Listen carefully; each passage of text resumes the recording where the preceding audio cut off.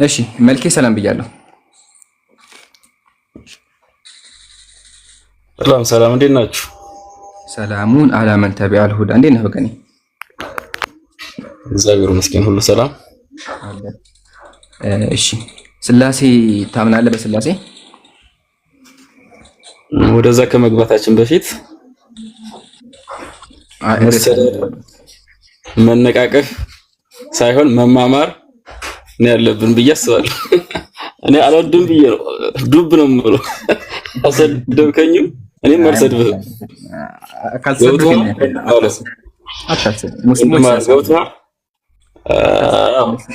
እንደዛ ነው። ወደድንም ጠላንም ሁላችንም የአዳምና የሔዋን ልጆች ነን። ስለዚህ ወንድማማች ነን። አንተም ወንድሜ ነህ፣ እኔም ወንድምህ ነኝ። በስጋ ወንድሜ ነህ። ያው በመንፈስ ብንለያይም ያው እኔ ኦርቶዶክስ ተዋህዶ አንተ የሙስሊም ተከታይ ስለሆንክ እንጂ የስጋ ዝምድና አይደል። ወደድክም ጠላህ። ስለዚህ ወንድምህ ነኝ፣ አክብረኝ። ወንድሜ ነህ፣ አከብርሃለሁ። ከዛ ውጭ ዱብ ነው የምለው። የስድብ አልወድም።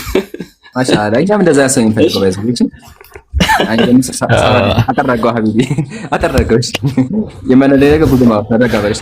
ትልቅ አታስተዝም፣ ወሬውን አታስብ። ሙስሊሞች ስነስርዓት አለን። መቼም አነካም ሳትነካ። እሺ የቅድም ሙሉ አክቹአሊ አይተሃል፣ ድንበር ስላለፈን አሁን ወደ ቶፒኩ እንመለስና ርዕስ አለን። ሰው እዚህ ጋር አዳማጭ አለ አክብሮ የሚያዳምጥ። ስለዚህ ወደ ቶፒኩ እንመለስና በስላሴ ታምናለህ?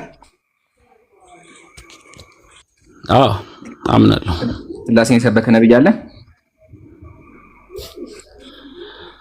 እንዴ? መጽሐፍ ቅዱስ ከብሉይ ኪዳን ጀምሮ እኮ ያው ስለ ስላሴም እኮ በግልጽ አስተምሮቱ አለ። አንድ ልስፈኝ በደንብ ነው እንጂ እንትን የሚሉት። አሁን ለምሳሌ ስለ አብርሃም ስላሴ ምናምን እያላችሁ ትከራከሩ ነበር፣ ግን ሌላ ማስረጃ ስለሱም ተገልጸውለታል። መላእክት የሚለውን ግን የት ነው ያገኘኸው አንተ? መላእክት የሚለውን እዛው መጽሐፍ የት ነው ያገኘኸው?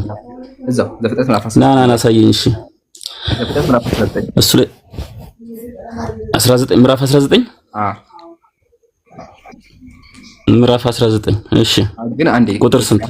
ቆይ እሱ አይደል ቁጥር አንድ ላይ ግን እሱ አይደለም ፖይንታችን። አሁን ስላሴ የማይስ መጀመሪያ አንተ ማስረጃ አቅርብ። ማስረጃዎች አሉ ስለክ አንዱን አቅርበውና ከዛን ቀጥሎ ከፈለክ የአብርሃም ስላሴ ላይ ማወቅ እንችላለን። እሺ ስለዚህ በደንብ ትከታተለኛለህ። ሶስትነትና አንድነታቸውን ያው በማስረጃ እናወራለን። ግን ጥቅስ መዳረብ ሳይሆን አንድ ጥቅስ ማስረጃ አቅርብልን መጀመሪያ፣ ከዛ አንድ በአንድ እያወራንበት እንምጣ ማለት ነው እንድንግባባ። አንድ ጥቅስ ሰጣለሁ እያወራንበት እንሄዳለን፣ ችግር የለውም። ከዛ በፊት ዞሮ ያው ታውቁታላችሁ። ያው በስም አብ ወልድ መንፈስ ቅዱስ፣ በግብር አብ ወላዲ አስራጺ ወልድ ወላዲ መሆኑን ታውቃላችሁ ብዬ አስባለሁ። በአካል እያንዳንዳችሁ ፍጹም ገጽ ፍጹም አካል አላቸው። ይሄን ስለምታውቁት እንትን እንበለው። አውጣልኝ እስኪ የማቴዎስ ወንጌል ኦኬ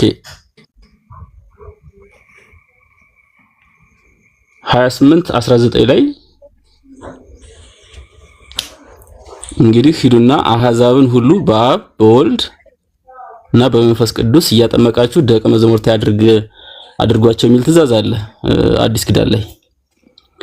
አብ ወልድ መንፈስ ቅዱስ ብሎ ሶስቱን ገልጿል። ማን ነው ይሄን የገለጸው? ኢየሱስ ክርስቶስ ማለት ነው። በስጋ ወደዚህ ምድር በነበረበት ጊዜ ለሐዋርያቶች ይሄን አስተምሯል። ስለዚህ በአንድ ቦታ መቀመጥ ሌላ ልጨምር። ቆይ ተረጋጋብል። በአንድ ቦታ መቀመጡ እሺ፣ እዚህ ጋር ነው። በአንድ ቦታ መቀመጡ ስላሴን ያሳያል። በአንድ ቦታ መቀመጡ አይደለም ስላሴ ማሳይ። በስም እኮ ገልጿቸዋል እኮ አብ ወልድ መንፈስ ቅዱስ ብሎ በስም ገልጿቸዋል። ኦኬ፣ በስም መቀመጡ ማለት ከዛ በፊት ሌላ ቦታ ደግሞ እኔና አብ አንድ ነን እያለ ተናግሯል። ተረጋጋብል። አንዴ ይሄ እዚህ ጋር የሉቃስ ወንጌል ምዕራፍ 9 ክፈትልኝ። ምን አልከኝ? የሉቃስ ወንጌል ምዕራፍ 9 ቁጥር 26 ክፈትልኝ። የሉቃስ ወንጌል ምዕራፍ 9 ያልከኝ ቁጥር 26 ክፈተውና አንብብልኝ። በስም መጠቀሳቸውን አልካለም። አብ የሚባል ካለ ወልድ የሚባል ካለ መንፈስ ቅዱስ የሚባል ካለ ወልድ ማለት ልጅ ነው። ያው ኢየሱስ ልጅ ተብሎ እናውቃለን። አብ ደግሞ አባት ተብሏል። እስራኤላውያን አምላካቸውን አብ ይላሉ፣ መጽሐፍ ቅዱስም አባት ይለዋል። አሁን ጥያቄያችን ሶስት አካል አምላክ እንደሆነ የፈለግነው እንጂ የእግዚአብሔር ክንድም የእግዚአብሔር መንፈስም የእግዚአብሔር ኃይልም አለ መጽሐፍ ቅዱስ ላይ እና እሺ የሉቃስ ምዕራፍ 9 ምዕራፍ 19 ቁጥር ስንት? ምዕራፍ 9 ምዕራፍ 9 ነው። ኦኬ እሺ ቁጥር 26 እሺ የሉቃስ ወንጌል ምዕራፍ 9 ቁጥር 26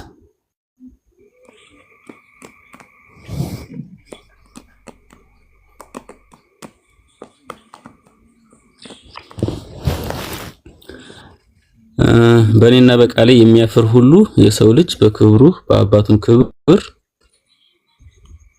ቅዱሳን መላእክት አስከትሎ ሲመጣ ያፍርበታል ይላል። በቅዱሳን መላእክቱ ክብር አምላክ ነው አይደለ? በአባቱም ክብር ቅዱሳን መላእክትን አስከትሎ ሲመጣ ያፍርበታል ይላል። አብ አለ፣ ልጅ አለ፣ መላእክቶች አሉ። በአንድ ቦታ መቀመጣቸው አምላክ ያደርጋቸዋል። በእኔና በቃሌ የሚያፍር ሁሉ የሰው ልጅ በክብሩ ሲመጣ፣ ይሄ የሚናገረው እኮ ኢየሱስ ክርስቶስ ሲመጣ ማለት ነው። በአባቱ አሁን ማስረጃዬ በአንድ ቦታ መቀመጣቸው አምላክ ያደርጋቸዋል አይደለም። በአንድ ቦታ ስለተቀመጠ አምላክ ያደርጋቸዋል እንዴት ብሎ ይባላል? በቃ ስለዚህ አብ ወልድ መንፈስ ቅዱስ በአንድ ቦታ መቀመጣቸው አምላክነትን ያሳይ። ተባረክ። ይሄን ያልኩ ሲቀጥል ሁለተኛ ሙግት ይሄ ጥቅስ ጭማሪ ነው። ሶስተኛ ደግሞ ሐዋርያትን አጥምቀው አያውቁም በአብ ወልድ መንፈስ ቅዱስ። ሐዋርያት እያጠመቁት በማን ስም ነው? በአብ በወልድ መንፈስ ቅዱስ ስም እያጠመቃችሁ ደቀ መዛሙርቴ አድርጓቸው ይላል ለሐዋርያቶች ማለት ነው። ሐዋርያት አጥምቀዋል በአብ ወልድ መንፈስ ቅዱስ ስም የኢየሱስን ቃል ሰምተው አላጠመቁም። በኢየሱስ ክርስቶስ ነው የሚያጠምቁት። ምክንያቱም ኢየሱስ ክርስቶስ በስጋ የመጣ አምላክ መሆኑን ለአይሁዶች ሐዋርያት በአብ በወልድ መንፈስ አጥምቀው ያውቃሉ? መጽሐፍ ቅዱስ ላይ አልተጻፈም። እንደዛ ተብሎ በአብ በወልድ መንፈስ ቅዱስ አጥምቀዋል የሚል መጽሐፍ ቅዱስ ላይ የለም። ግን በኢየሱስ ክርስቶስ የሚሉበት ምክንያት ዋናው ታርጌቱ ምንድነው? ኢየሱስ ክርስቶስ አምላክ መሆኑን ለመግለጽ ነው። ብዙዎች ሰው ነው እያሉ ስለሚሉ ለዛ ነው በኢየሱስ ነው እያጠመቁ ስለዚህ የኢየሱስን ቃል ፈጽመው በአብ በወልድ መንፈስ ቅዱስ መጠመቁበት የለም ነው። አመሰግናለሁ። አሁን አየህ አይደለ? የማቴዎስ ወንጌል ምዕራፍ 28 ጭራሽ ስላሴን አያሳይም፣ ጥቅሱም ጭማሪ ነው። አሁን ያ ጥቅስ ካለ አንድ ጊዜ ሞክር፣ ካልሆነ ለሌላ ሰው እድል ይቀር። ኢምራን ከዛ በፊት ሁሱ ስለቆየ ከአንድ ሰዓት በላይ ድምጽ ያሰማ እንዳይዘጋ። አይ አኺ ይሄ እኮ ነገር ቀርቷል። ይዘጋ የሚባለው ነገር ቀርቷል። አይዘጋም። ኔትወርክ ካልተቋረጠ በስተቀር አይዘጋም። ድምጽ አሰሙ የሚለው ነገር የለም እንደድሮ። ግን ካለ ኢንሻአላህ ለላይቭ ጥራት ኡስታዙ እሱ ካለ ድምጽ አሰማ። ኡስታዙና ካተመቸ ደግሞ እስቲ አንድ ጥቅስ ጨምር፣ ሌላ ጥቅስ ካለው ልቀጥል። ቆይ አይ ኡስታዝ ካለ ኡስታዝ ጋር እንድታወራ ነው ያለው። ለስላሴ ትምህርት ማስረጃና መረጃ በምን አግባብ ነው የሚሆነው? መልኬ ምክንያቱም ስላሴ የሚለው ሶስትነታቸውን አሉ የሴሌሱ በአካላት ወይተዋዱ በመለኮት ነው የሚለው። አንድ አምላክ ሶስት አካል ነው፣ ሶስቱ አካላት ደግሞ አንድ አምላክ ናቸው የሚል ነው ትምህርቱ ያለው። በማንነትና በምንነት ልዩነት አላቸው ማለት ነው። በማንነት ሶስት ናቸው፣ በምንነት ደግሞ አንድ ናቸው ነው። አንድ አምላክ ሶስት አካል ነው የሚል ባይብል ላይ አለ።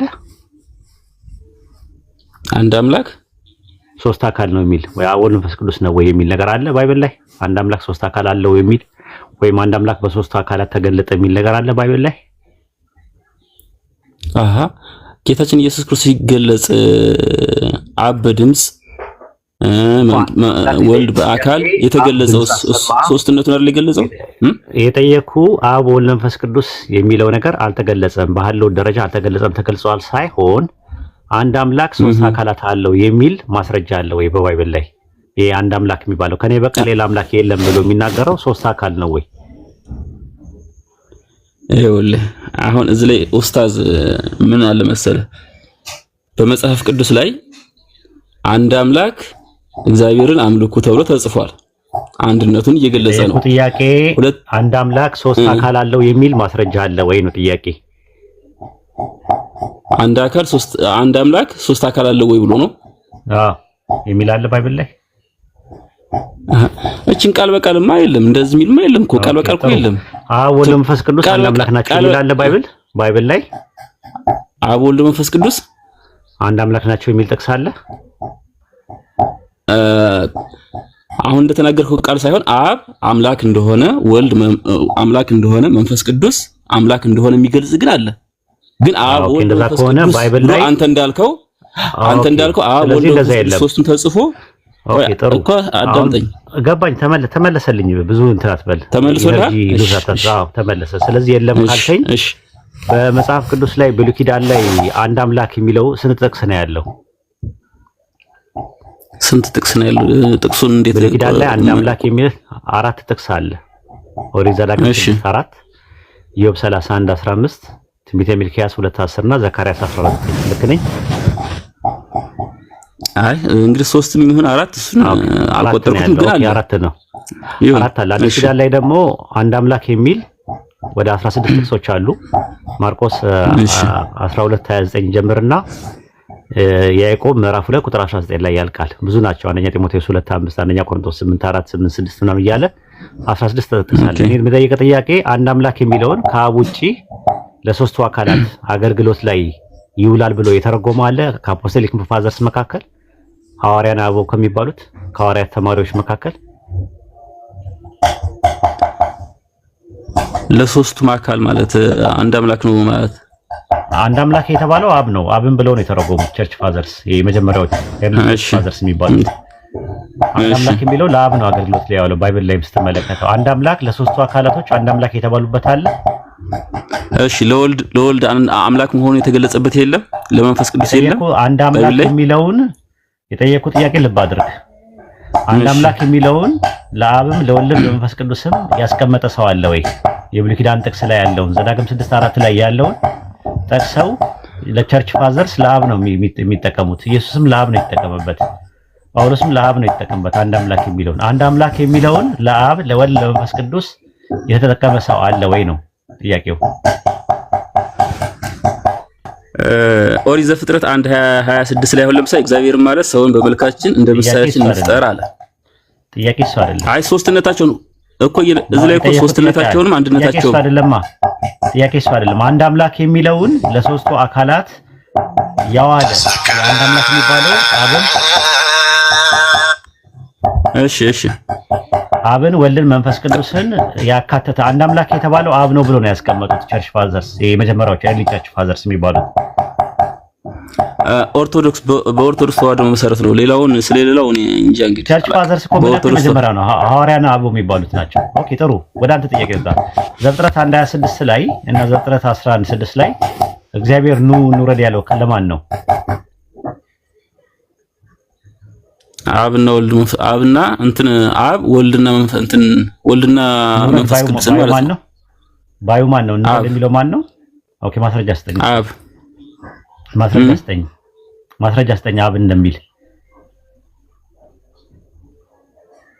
እሱ አስገኝ ስለሆነ አባትም ስለሆነ በሚለው ነው እንጂ ማስረጃ ዝላይ አሁን ያወጣልህ እቺ ኑ ባዩ አብ ስለመሆኑ ማስረጃ ስጠኝ። እግዚአብሔርም ማለት ነው የሚለው ዮቴሄ ባብሄ ያህዌ ነው እንደዛ ያለው። አንተ አብ ነው እንደዛ ያለው ባዩ ኑ የሚለው አብ ነው ለሚልበት ማስረጃ ስጠን። እግዚአብሔርም ማለት ብያለሁ። እግዚአብሔር አብ መሆኑን ማስረጃ ልስጥህ ነው አይጠየቁ። ዘፍጥረት 11:6 ላይ ኑ የሚለው ባዩ ማን ነው ነው የጠየቁ። አብ ነው ብለኸኛል። ማስረጃ ስጠኝ። ኩስ ማስረጃ ሁሉ ልሰጥህ አልችልም፣ ግን አብም ወልድም መንፈስ ቅዱስም ሊሆን ይችላል። እሱ ያልተጻፈ ስለሆነ ይሄ ነው ልልህ አልችልም። ችግር የለውም። አብ ነው ብለህ ያዘው። እሺ በቃ ልለፈውና ማንን ነው ኑ የሚለው አብ? አይ ዞሮ እዚህ ላይ አሁን ይኸውልህ ወልድና መንፈስ ቅዱስን ብለን መያዝ እንችላለን። እሱ ፈጣሪ ስላልተጻፈ ይሄ ነው ብለን መግለጽ አንችልም። ግን እግዚአብሔር ኑ ያለው መላእክትን ነው አይደለ? ለመላእክት ነው ብዬ ማስረጃ ልስጥህ። አሃ እዚህ ላይ ለያዝህ። እሺ ለመላእክት ኑ እንውረድ ብሎ አጋዥ ፈጣሪ ይፈልጋል። እዚህ ላይ ለያዝህ ወደዛ ከመውረድ ነው እሱ እነሱ አንተ መጽሐፍ ስለሆነ እሱ ኑ የሚለው መላእክትን እንደሆነ ማስረጃ ከሰጠሁ አንተ የምታደርገው ምንድነው? ያ ነገር እንዴት ይሆናል ብለህ ጥያቄ መጠየቅ ያለብህ አንተ ነው። ኑ የሚለው አንደኛ ነገር አብሮት ያልነበረ ነገር ነው። ኑ የሚለው እንደምትመለከተው በስላሴ አስተምሮት ሞድ ኦፍ ኤግዚስተንስ የሚባል አለ፣ ኩነት የሚባል ነገር አለ። አንዱ ላይ የሚካኳን ነው ኑ ይባላል። መላእክትን ካልሆነ በስተቀር እግዚአብሔር ኑ የሚላቸው አካላት የለም። ምክንያቱም አብሮ ያልነበሩ ነው ኑ የሚባለው። ሁለተኛ ነገር ደግሞ ኑ ማለት ትእዛዝ ነው። አንደኛውን አያዘውም። ፈንክሽናል ሰቦርዲኔሽን የሚባል በኦርቶዶክስ ትምህርት ውስጥ የለም። ስለዚህ እግዚአብሔር ኑ እያለ ያለው የቃሉን ድምጽ የሚሰሙ የሚታዘዙትን መላእክትን እንደሆነ ማስረጃ ልስጥህ እኔ። እሺ እሱን ስጠኝ። እሺ አውጣለት ይምራል። መጽሐፈ ኩፋሌ ምዕራፍ 10 ቁጥር 13 ላይ ነው። መጽሐፈ ኩፋሌ ላይ ልምተዳለህ እዛው ላይ ነው ኦርቶዶክስ አይደለም እንዴ? ኦርቶዶክስ አይደለም ነኛው ነኝ መጽሐፈ ኩፋሌ ላይ እኮ ያለው ላይ መልአኩ መጥቶ ለሙሴ ኑ የሚለው ማንን ነው የሚለው ነገር መልስ ሊሰጠን ነው መጽሐፉ። ይሄኛው ቆይ ኑ ንውረድ የሚለው የት ላይ ነው የሚገኘው? ዘፍጥረት 11:6 ላይ ያለውን ስለዚህ ለሙሴ የተገለጠለት 11:6 ላይ ያለውን ነው ያብራራው። 11:6 ላይ ያለውን ነው እያወራ ያለው። 11:6 ላይ ያለውን ለሙሴ መልአኩ ምን ብሎ እንደሚነግረው ስማ፣ ማንን እግዚአብሔር ነው እንደሚል። እሺ ለማንኛውም እንየው በጋራ መጽሐፈ ኩፋሌ ምዕራፍ ስንት ነው ያልከው? ምዕራፍ 10 ቁጥር 13 ላይ። እሺ ምዕራፍ 10 ቁጥር 13 መጽሐፈ ኩፋሌ ቆይ ላውጣ።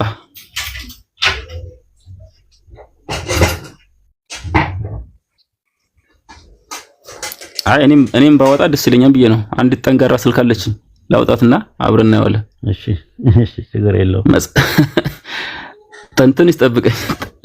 መጽሐፈ ኩፋሌ ምዕራፍ 10 ነው ያልከኝ አይደል? 13 ነው ያልከኝ? እሺ 13 ቁጥር ስንት? 13 መጽሐፈ ኩፋሌ 13 እሺ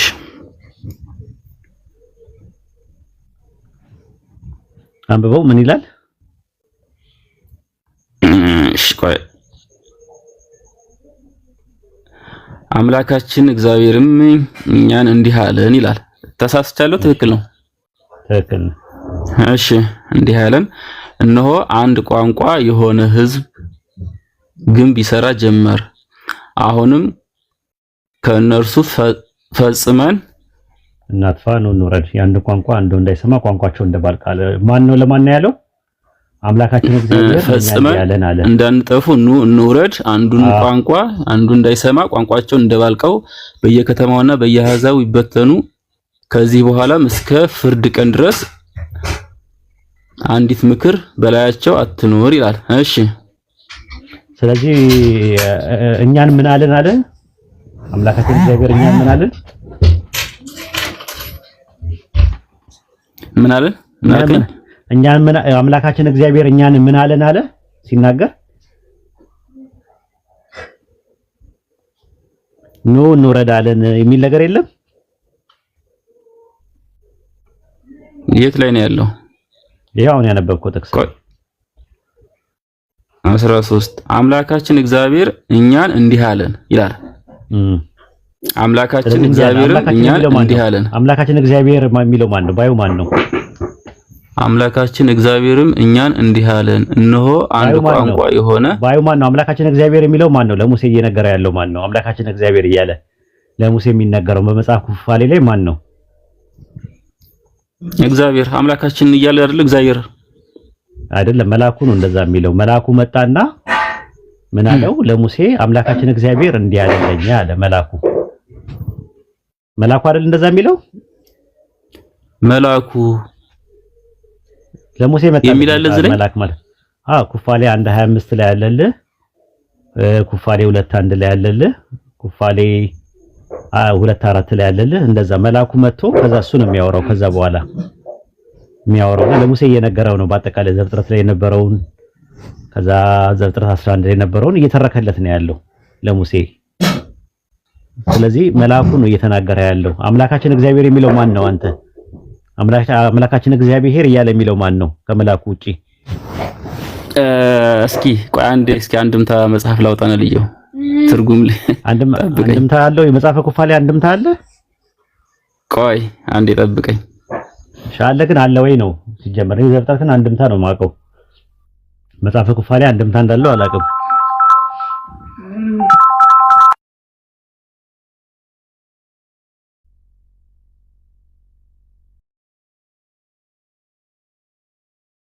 ሌሎን 30 ሺህ አስገቡት። እሺ ባረከላሁ ፊኩም።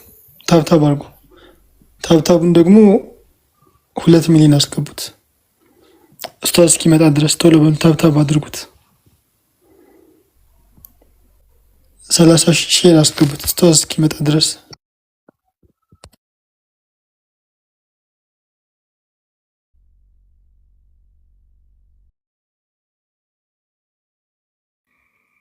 መልኬ መቀጠል ይችላል። ኡስታዝ እስከሚመለስ ሀሳብ ካለ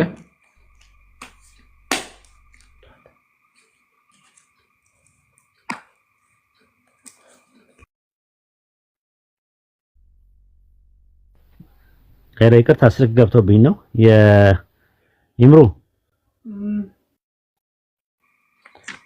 እኮ ቀጥል።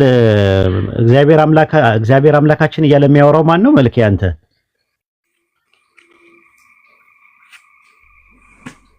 መልክ ያለ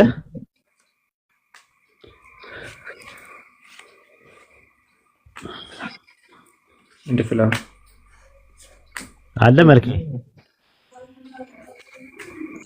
አሎ እግዚአብሔር አምላካችን የሚለው ማን ነው አልክ? ቆይ አንዴ ጠብቀኝ፣ እያወጣሁት ነው። ጠብቀኝ አንድ ደቂቃ አውሩ። እስከዛ እናንተ ዘለለ። እሺ ፊደል ሰላም ብያለሁ። እሺ ሰላም ወሂድ እንዴት ነህ? ትላንት ገብቼ ነበር አንተ ጋር። እሺ አይ ትላንት እሱን ከመጀመሪያም አልሰማሁትም። እውነት ለማውራት የጥያቄውን መሰረት አልሰማሁትም። ኦኬ እንንገራ ምን ችግር አለው?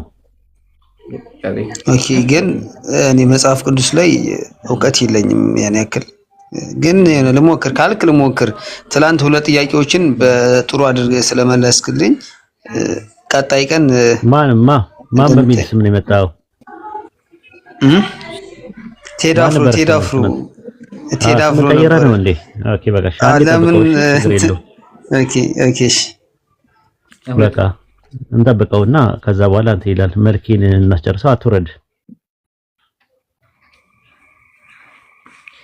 መሰለች የለኝም።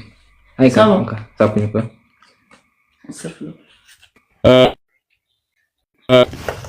ናም ጊዜ ላለማባከን እነሱን የምታስተናግዱ አስተናግዷቸው። አንዴ ትእዛዝ ስለመጣብኝ ላስተናግድ። እሺ ይቅርታ።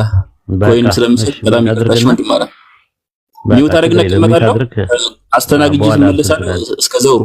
እሺ ወንድማራ እንደዛ ነገር ነው።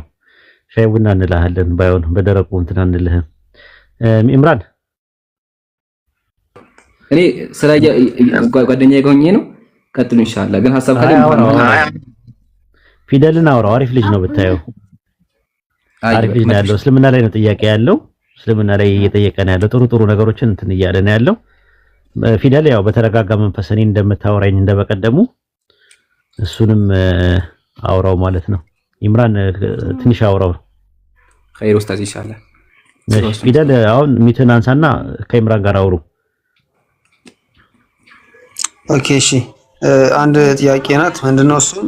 ሰሂህ አልቡኻሪ አዲስ ቁጥር 6661 ላይ አላህ ገሃነም እንትኑ እስኪ ላንብብልህ። ያው ታውቀዋለህ እግሩን ገሃነም ውስጥ ያስገባል የሚለው ቦታ ነውና እግሩን አላህ ገሃነም ውስጥ እንዴት ሊያስገባ ይችላል?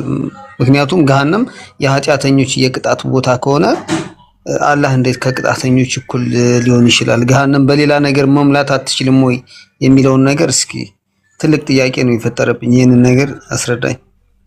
እሺ ጥሩ ጥያቄ። መጀመሪያ ግን ያስገባል የሚለው ከየት መጣ ነው? የደማት ያደርጋል የሚል ትርጓሜ ነው ያለው። እግሩ ገሃነም ውስጥ አስገባ የሚል ነገር አንደኛ ሐዲሱ ላይ የለም። እሺ حتى يضع الرحمن قدمه او كما قال ነብዩ ምን አሉ? አላህ እግሩን ገሃነም ላይ እስከሚያደርግ ድረስ ነው ያሉት። እሺ አስገባ የሚል ነገር የለም። ሐሳቡ ምንድነው? ክላ አይቼዋለሁ። ትክክል ማሻአላ። በቃ እሱ አንደኛ ፖይንቱ ምንድነው ካለን አምላካችን ቁርአን ላይ ምን አለ? ለአምና አነ ጀሃነመ ሚነል ጅነቲ ወናሲ አጅመኢን አለ። ገሃነምን ቀንሰው ገሃነምን እሞላታለሁ ከሰውን ከጂን ብሎ አምላካችን ቃል ገብቷል። ቃል አስቀድሞ ገብቶ ነበረ ማለት ነው። ከዛ ገሃነም ለአምላካችን ሰው ሳስገባ ከሃዲያን ማለት ከሃዲያን ገሃነም ሲገቡ ሐሊም ተለእቲ ሞላሽ እንዴ ይላታል። ገሃነምን ሲላት ገሃነምን ትላለች ሐልሚም መዚድ ተጨማሪ አለ እንዴ ትላለች። የዛ ሰዓት አምላካችን እግሩን ሲያደርግባት ትኮማታ ወይ ነው ትከስማለች። ከዛ ተቆሉ ቀጡ ከዚህ በላይ ሞላ ትላለች የሚል ሐሳብ ነው ያለው። ኦኬ አምላካችን አላህ Subhanahu Wa Ta'ala ያው ሙስሊሞች እግር እንዳለው እናምናለን።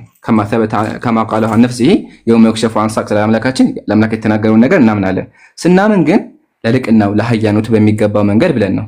ስለዚህ ሐዲስ ነብዩ ሰለላሁ ዐለይሂ ወሰለም እንደተናገሩት አምላካችን የውመል ቂያማ ላይ እግሩን ገሃነም ላይ ያጋሰው ቃል በቃል ትርጉሙን ሳንቀይር አላሁ ያለም ትርጉሙን ለአላህ ተስተን እናምናለን ማለት ይሄ የሙስሊሞች እምነት ነው። ገሃነም ላይ እግሩን ያስገባል የሚል ነገር ግን ጭራሽ ነው ሐዲሱ ላይ የለም ማለት ነው። እንዴት ነው ገሃነም ላይ የሚያደርግበት ለምን መንገድ ነው ካለን ደግሞ አናቅም ነው። ለምን ሰዎች ነን። ሰዎች ደግሞ በማናቀው ነገር አናወራ። አምላካችን ቃል ላይ ምንድነው ያለው? ወላ ተቅፊ ማ ለይሰ ለከ ቢሂ ዒልም የማታውቀውን ነገር አታውራ ነው ያለው። አምላካችን የሚመስለው ነገር የለም፣ አምላካችን ያየው የለም። ስለዚህ ስለ አምላክ ያላየነውን ነገር አናወራም፣ ግን ነብዩ ሰለላሁ ዐለይሂ ወሰለም የተናገሩትን ነገር በግልጹ እንቀበለዋለን ማለት ነው።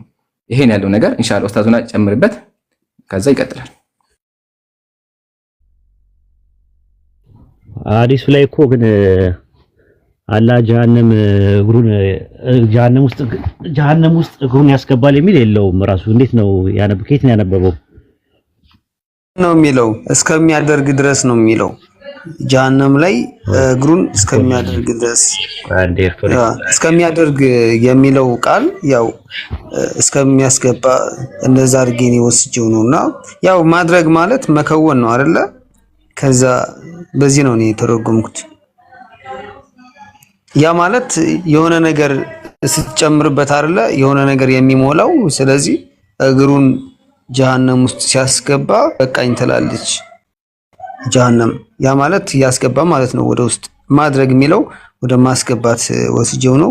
ያ ከሆነ ደግሞ የፈጣሪ ባህሪ አይደለም ብዬ ነው የማምነው ጀሃነም ውስጥ እግርን ማድረግ። ለዛ ነው የጠየኩት። ያው ጀሃነም ውስጥ የሚል የት አለ? የት ነው ያነበብከው? ውስጥ የሚል ነገር አለ? የለም ውስጥ የሚል የለም። እስከሚያደርግ ነው እስከሚያደርግ ድረስ ነው የሚለው። እስከሚያደርግ ማለት እኮ እግሩን እስከሚያደርግ ማለት ኦቨር ነው የሚለው። ከዛ ይልቅ ግን አንድ አምላክ የምትለው ሰማይና ምድርን የፈጠረ አምላክ ገሃነም ውስጥ አለ ቢባል ምን ትላለህ? ገሃነም ውስጥ አለ ቢባል ምን ትላለህ? አይ ቢከብደ ውስጥ አለ ገሃነም ሙሉ ለሙሉ ኦኬ። የአምላክነት አምላክ ገሃነም ውስጥ አለ ቢባል አምላክ አይደለም ለኔ እሱ። ገሃነም ውስጥ የሚኖር ከሆነ ለኔ መዝሙረ ዳዊት ምዕራፍ 139 ላይ እግዚአብሔር በሲኦል ውስጥ እንዳለ ይናገራል። ምን ትላለህ? ያ ማለት እንትኑን አልቀበለውም። ያ የተጻፈበት መጽሐፉን አልቀበለውም። እንደዛ የሚል ከሆነ መዝሙረ ዳዊት ላይ እኮ ነው የሚለው እኮ አልቀበለውም። እንደዛ የሚል ከሆነ ወይ አልቀበለውም። 139 ላይ መዝሙረ ዳዊት ላይ አንተ በዚህ ያለን ወደ ሰማይ በወጣ አንተ በዚህ ያለ እንትን ወደ ሲኦልም ቦርድ በዚህ ያለ ይላል መዝሙረ ዳዊት ምዕራፍ 139 ቁጥር 8 ላይ። ስለዚህ ሲኦል ውስጥ አለ ብለህ ታምናለህ? የለም ይሄ የአምላክ ባህሪ አይደለም። በሲኦል ውስጥ አለ ይላል። በሲኦል ውስጥ አለ ይላል የእናንተ መጽሐፍ ላይ። ስለዚህ እኔ እሱን ፓርት አልቀበለውም። ስለዚህ ውጉዝ ከምን ልበልህ ላውግዝህ?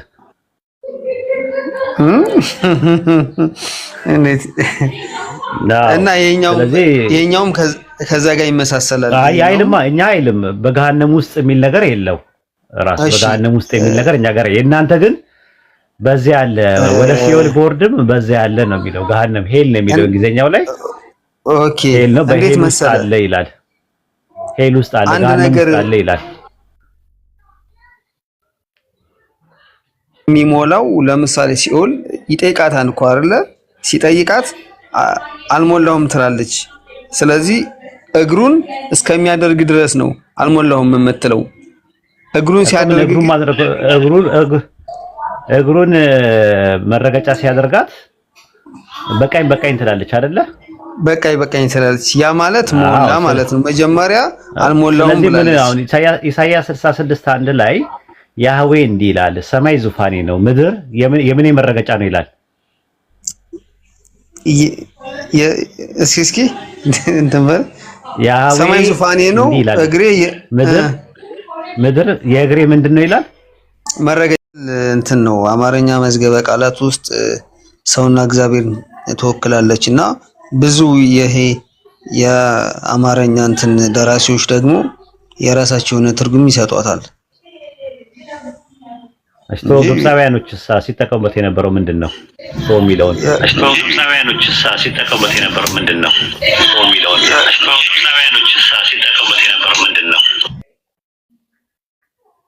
ሲጠቀሙበት የነበረው ምንድነው? አንክ የሚባለው የግብፃውያን አማልክት ላይ የሆነ ቦታ ላይ ያየው ይመስለኛል። ዲቴል ግን እንትኑን ላሳይ ይችላል። አንክ ከዛ ነው የተወሰደው። ራሱ የግብፃውያን አንክ የሚባል ምልክት መስቀል ነው። የግብፅ ስላሴ ኦሪስ፣ አይሲስ እና ሆረስ አርማቸው አንክ የተባለው መስቀል ነው። መረጃ እስኪ ስጠኝ እንዴ! አገር ያወቀው ፀሐይ ያወቀው ነው። አሳያለሁ። አንክ ብለህ ግባ እስቲ። አንክ ብለህ ራሱ አንክ የሚባለው የጣዖት ነው ራሱ መስቀሉ ማለት ነው። አንክ የሚባለው ኧረ ተው ወላሂ አታውቅም ይሄንን እንዴ? አይ እኔ ልክ እንደ ሀገራችን ደራሲዎች የሚያስቀምጡት ነገር አለ። የሰው አንክ ቅርጽ የሚባለው ስላላት ኢየሱስ ከመምጣቱ በፊት በግብፃውያን ውስጥ የነበረ የህይወት አምላክ ተብሎ የሚባለው ይታያል። ይሄ የግብፅ ነው፣ ሄሮግራፊ ነው። ከዚህ ነው የወሰዳችሁት እናንተ። ከዚህ የተወሰደ ነው አንክ እኮ። እሱ እዚህ ጋር ምንድነው የሚያመላክተው? መስቀሉ አንክ ማለት ጣዖቱ ነው ራሱ። የምልክታቸው የእንትና ነው አይሲስ ሆረስና ሆረስ የሚባሉ አታውቅም? አታስታውሳቸውም? ግብፃውያን ውስጥ ያሉ አይ ኦኬ ማናቸው? አታስታውሳቸውም? የግብፅ ስላሴ ኦስሪስ፣ አይሲስ እና ሆረስ የሚባሉ አለ እና አርማቸው አንክ ነው። መስቀል ነው አርማቸው። ታስታውሳለህ? የግብፅ አማልክት አይ ኖ ኦስሪስ፣ አይሲስ እና ሆረስ የሚባሉ አሉ እኮ። አሁን ለምሳሌ አሁን ያሳየኝ ስም አለ አይደለ? እሱን ሰርች አድርጌ ብገባ ይሄንን መስቀል አገኘዋለሁ? አዎ እንደ አንክ ላሳየኔ እንትን ብዬ ከፍቼ እኮ የስሙን ጽፈህ እስኪ ግባ። ስሙ ይኸው። ቆይ ቪዲዮ ልክፈትልህ እዚሁ።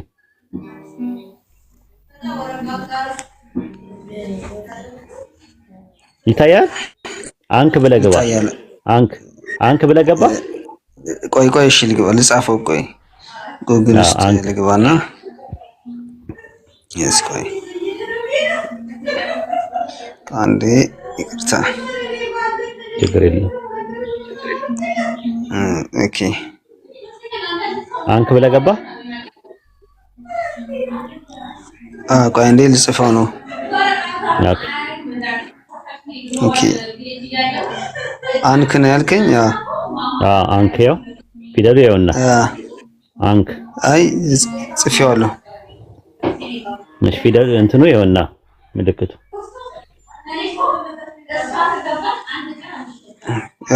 መጥቷል። በቃ ስለዚህ አንክ የሚባለው እንትና አለ። እንትናም ራሱ ምልክቱ እንደዛ ነው። ከናንተ በፊት የነበሩ ጣዖታውያን ሲጠቀሙበት የነበረው ነው። ለምሳሌ የጢሮስ ተሙዝ የሚባል አለ፣ የግሪክ ባከስ የሚባል አለ፣ የባቢሎን ቤል የሚባል አለ፣ የኖርስ ኦዲን የሚባል አለ። እነዚህ ራሳቸው ምልክታቸው ይሄ ነው። ቶን ነው ምልክቱ። አንክ ይባላሉ እነሱ ማለት ነው። ግን እኮ ይሄ በኋላ ላይ ነው የራሳቸው የግብፃውያን ስያሜ ሊሆን ይችላል። ኢትዮጵያዊ ደራሲዎች ደግሞ ከዚህ ነፃ አድርገው ይታለ ቢብሊካል ግራውንድ የለማ። ማን ነው ለመጀመሪያ ጊዜ ይሄ ምልክቱ የተሰጠው ምን ላይ እንደሆነ ታውቃለህ? ደንገል 66 ላይ ነው ማኑስክሪፕት ተደክታባት ላይ የተደረገው። ፓፒረስ 66 እና ፓፒረስ 45 እና ፓፒረስ 75 ላይ ነው ልባስ ላይ አንክ የተደረገው ለመጀመሪያ ጊዜ። የብሪታኒካ መድብለ ዕውቀት ኢንሳይክሎፒዲያ ብሪታኒካ ስትመለከተው እንደዛ ነው የሚለው። የመጣው ከነሱ ነው የተወሰደው ማለት ነው። እነሱ ላይ ነበረ። በኋላ ላይ ነው ሶስተኛው ክፍለ ዘመን ላይ ምናምን የመጣው ይሄ ነገር ምስሉ ወደ ክርስትናው ዘልቆ የገባው እንጂ መጽሐፍ ቅዱስ ላይ አታገኘውም። ይሄንን ቶ የሚባል ትምህርት የለውም። ከግብጽ የተወሰደ ነው። ኦኬ ምን ይላል መሰለ ትክክል እንትኑን አንክ የሚለው ቃል ጥንታውያን የግብጽ ምልክት ሲሆን ዋና ትርጉሙ ህይወት ማለት ነው ይላል። ህይወት ማለት ነው። እሱ ህይወት መስቀል ነው። የማን አርማ ነው? ራሱ የአይሲስ ሆረስ እና የሶስቱ ማለት ነው። ኦስሪስ፣ አይሲስ እና ሆረስ ናቸው አርማቸው የነበረው በግብጽ። ያ ነው እንግዲህ ከዛ ነው ተወስዶ ወደ ክርስትናው ዘልቆ የገባው እና የጣዖት ምልክት ነው። አስወግዱ ቶሎ ብላችሁ። ኧረ ተው። እዚህ ጋር ግን ወይ ሌላ ነገር ነው ያመጣልኝ ያለው። አምጣውና እዛ ጋር መርምርና የጣዖት ምልክት ነው። ሁለት የጣዖት ምልክቶች ውስጥ አሉ ኢትዮጵያ ውስጥ። አንደኛው ቶ ነው፣ አንደኛው ደግሞ ላሳይህ። ኢምራን የአክሱም ሐውልትን አውጣልኝ አንድ ጊዜ። የአክሱም ምልክቱ የላይኛው ክፍል ቀለበቱ የሴት የታችኛውን መስቀሉ የወንድ ተምሳሌ ተደርጎ ይወሰዳል። በቃ ከተራክቦ ጋር የተገናኘ ነው። የባልና የሚስት ወግ ያለበት ነው። እነሱ ሲጀምሩት አጀማመራቸው። ሌላ ደግሞ አለልህ። እስቲ የአክሱም ሐውልት ይታያል። ኦኬ ጣዖት ነው ግን እኮ አይልም። ጣዖት ነው። እሱን ቀስ ብለህ ትደርስበታለህ። ኢንሳይክሎፒዲያ የግብጽ ኢንሳይክሎፒዲያዎችን ካሊግራፊ የሚለውን ኤው እዚህ ላይ ምናልባት ዊኪፒዲያ ላይ እንደዛ ላይ ገልጸው ይችላል። ረጋ ብለህ ጊዜ ሰጥተህ አጥና ራሱ ማለት ነው። ይሄ ሐውልት ይታያል። እዚህ ጋር ሐውልት አክሱም ያለው ሐውልት ይታያል። ጽዮን ማርያም ይታያል። ምንድን ነው ታውቀዋለህ እንዴ? አውቀዋለሁ እንጂ ምንድን ነው ንገረኝ እስቲ። እንዴ እንትን ነው የአክሱም ሐውልት ያ በሰዓቱ የሆነ ጽሁፎች አሉት መሰል ጽሁፎች አሉት። እነሱ ጽሁፎች ደግሞ የሆነ የታሪክ ብዙ እኔ እንጃ ዲቴል እኮ ምንድን ነው። ስለዚህ ታሪኩን ልንገርህ። ከግብጽ ነው የመጣው። ከግብጽ ነው ሐሳቡ የመጣው። ያሰራችው ማን እንደሆነች ታውቃለህ? ንግስት ሳባ የምትባል ታውቃለህ? ማክዳ የምትባል ታውቃለህ? አውቃለሁ። ንጉሥ ሰለሞን ጋር ዝናውን ሰምታ ትሄድላለች። ክብረ ነገስት ላይ ነው ያለው።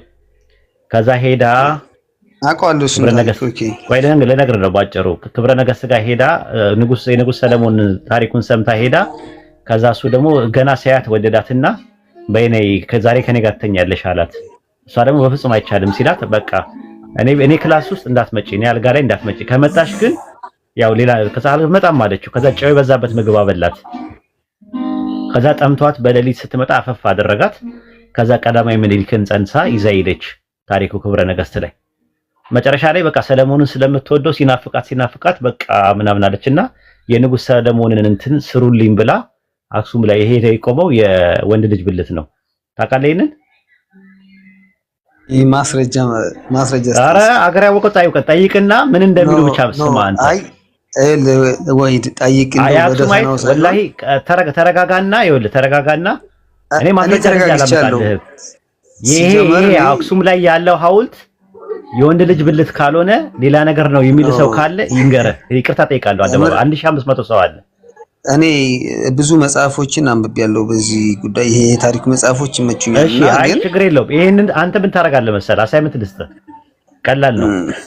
ምን ታደርጋለህ መሰለህ? አክሱም ላይ ያለው ሐውልት የምን ምልክት ነው ብለህ ጠይቅና መጠየቅ ሳይሆን አንተ ያነበብክበትን ቦታ ጠቁመኝ። መጠየቅ ሳይሆን ጠቁመኝ። እኔ ኢትዮጵያ ውስጥ እያለሁ ኦመዘክር ቤተ መጻሕፍት ውስጥ ወደ ምን መሰለህ ጥቁር አንበሳ ጀርባ ኦመዘክር የሚባል ላይብረሪ ነበረ።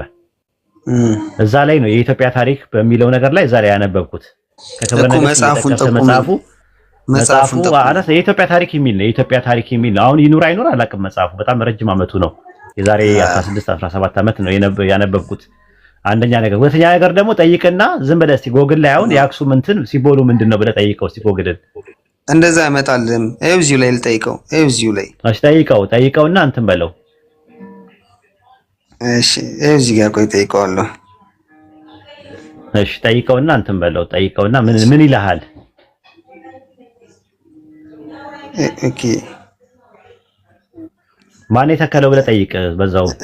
እሺ የአክሱም ሐውልት ማን የተከለው?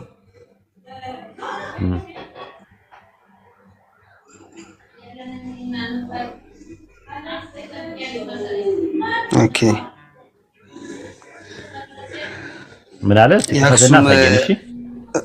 የአክሱም ሐውልት ያስተከሉት በጥንታውያን የአክሱም ስልጣኔ ዘመን የነበሩ የአክሱም ነገስታት ናቸው። እነዚህ ሐውልቶች በተለይም ከ3ኛው እስከ 4ኛው ክፍለ ዘመን ከ1700 ዓመታት በፊት ባለው ጊዜ ውስጥ እንደተተከሉ የታሪክ ተመራማሪዎች ይስማማሉ ይላል። ስለ ሐውልቶቹ አመጣጥና ዓላማ የሚከተሉትን ዋና ዋና ነጥቦች መመልከት ይቻላል። አንደኛ ሐውልቶቹ የነገስታት መቃብር መለያ ወይም መታሰቢያ ሆነው ያገለግሉ ነበረ። በወቅቱ የነበረው የንግስና ኃይልና የስልጣኔ ደረጃ የሚያሳዩ ናቸው። ሁለተኛ ታላቁ ሐውልት ቁጥር 2 ይህ ሐውልት በፋሽስት ጣሊያን ወረራ ወቅት ተወስዶ በ2005 የመጀመሪያው ነው የፈለኩ ትልቁ ሐውልት ይኸውልህ ምን ይላል መሰለህ እንትኑ የቻትጂፒቲ ራሱ ላይ ብትገባ ኢን ሾርት ይላል በአጭሩ obelisk of Aksum is a symbol of ancient Egyptian history, engineering and cultural pride ብሎ ነው ያስቀመጠው። ከግብጽ ነው ራሱ ኮንሴፕቱ የመጣው። ግብጽ ላይ ደግሞ የነበረው አጠቃላይ የወንድ ልጅ ብልት ነው ምልክቱ ማለት ነው። የፈለከውን ነገር በቤተክርስቲያን ሰው ጠይቅና 1600 ሰው እያዳመጠ ነው ያለው። ተመልሰናልና ይሄንን ነው መረጃ ከሰጠ እኔ ይቅርታ ጠይቃለሁ እዚህ ውሸት ከተናገርኩኝ ማለት ነው። በደንብ ይኸውና እንትን በለው እስቲ ኢምራን አንዴ አሳያቸው በደንብ አሳያቸውና እስቲ ኤው ይሄንን በደንብ ኤው እዚህ ጋር እኔ አንድ ነገር ልበል። ይሄንን እንትን ነው ይመስለኛል። ይሄ የታሪክ አሁን የነገርኩ ነው ከእንትን ጋር አያገናኘውም። ይሄ ከወንድ ልጅ ተፈጥሯዊ እንትን ጋር አያገናኘውም። ይሄ እውነቴን ነው የምነግርህ። ምክንያቱም መጽሐፍ የለም፣ በዚህ ዙሪያ የተጻፈ መጽሐፍ የለም። ጠይቅ ነው ካልኩ መጀመሪያ ጠይቅ። አሁን አዲስ ነገር ነው የምትሰማው እኔ ጋር። ለዛ እኮ ነው ማን ይነግረኛል ነው እኮ ቤተክርስቲያን ሊቃውንት ሂድና ጠይቅ። ምን ችግር አለ? ጠይቃቸውና እኔ ኢትዮጵያ ውስጥ አይደለሁም። ኢትዮጵያ ውስጥ አይደለሁም። የምታውቀው ሰው ጠይቅ ሂድና። ቲክቶክ ላይ እኮ ብዙ ሰዎች አሉ በአሁኑ ሰዓት ላይ ስላሉ ጠይቅና ከዛ በኋላ እንደዚህ ብሎኝ ነበር ወይ ሂድ ብለህ ከዛ በኋላ እንትን ታደርጋለህ ማለት ነው። ጠይቃለህ ማለት ነው።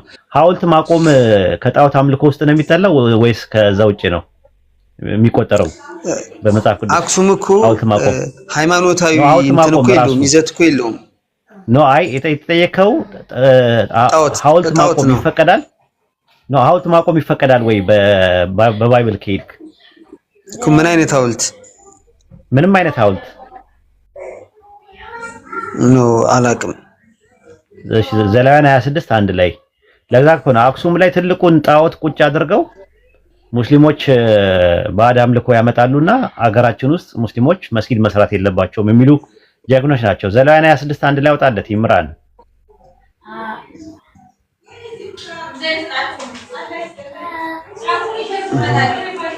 ዘሌዋውያን 26 አንድ እሺ ላንብበው። ትችላለህ አጠገብ ካለ ባይብል። እሺ ለራሳችሁ ጣዖታትን አታድርጉ የተቀረጸውን ምስል እግዚአብሔር አምላካችሁ ነኝና ብለህ ጀምረዋ።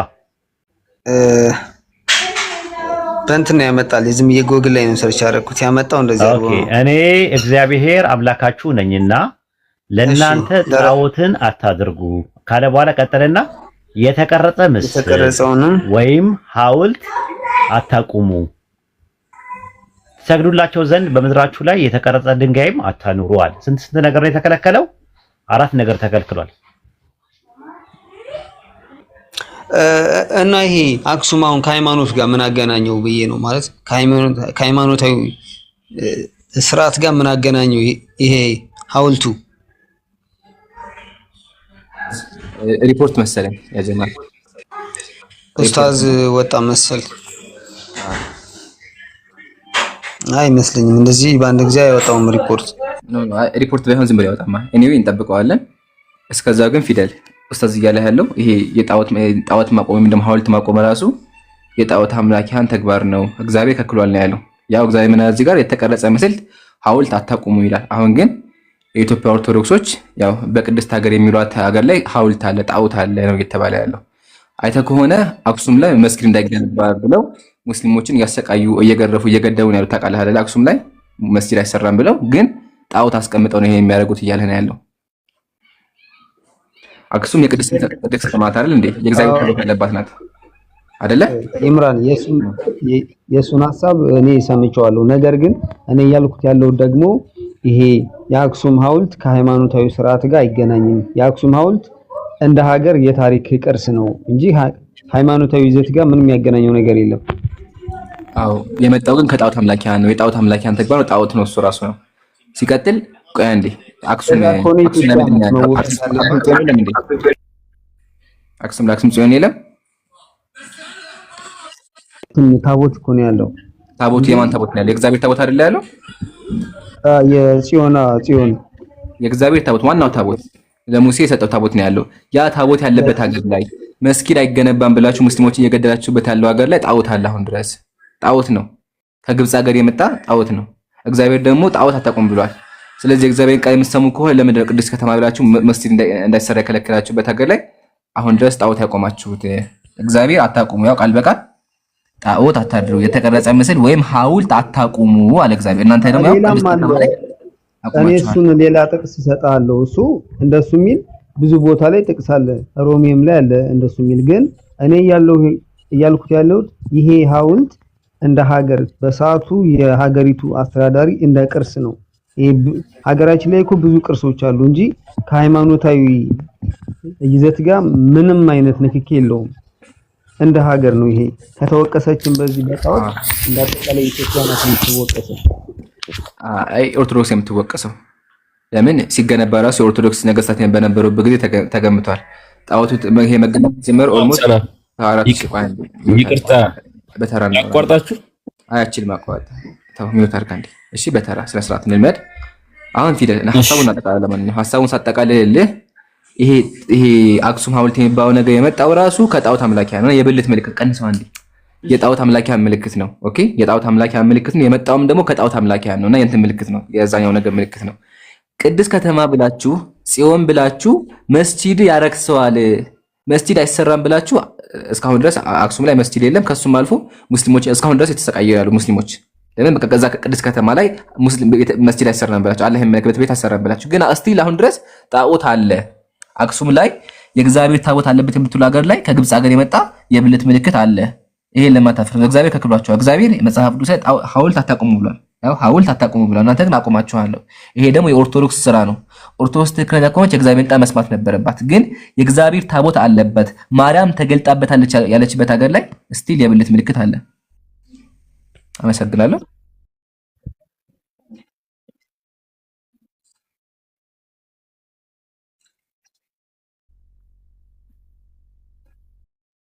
የምትሄድ የትኛውም ቦታ ላይ አሉ ይሄ ደግሞ በሰዓቱ የነበሩ ነገስታቶች የተለያየ ጽሑፍ አለው ከድንጋዩ ላይ ማለት እሱ በሰዓቱ የነበረውን የሆነ ታሪክ ምናም ጽፎበታል መሰል አላቅም ዲቴል ግን ከሃይማኖት ጋር ምንም የሚያገናኘው ነገር የለም እሱ ምክንያቱም እሱ ጣዖት ነው ከተባለ አክሱም አጠቃላይ እንደ ኢትዮጵያ ሙስሊሞቹንም ጨምሮ ይሄ ታሪክ ነው ታሪክ ስለሆነ ሙስሊሞችንም ያካትታል ስለዚህ ጣዖት አምላክ የሚሆኑት ሁሉም ናቸው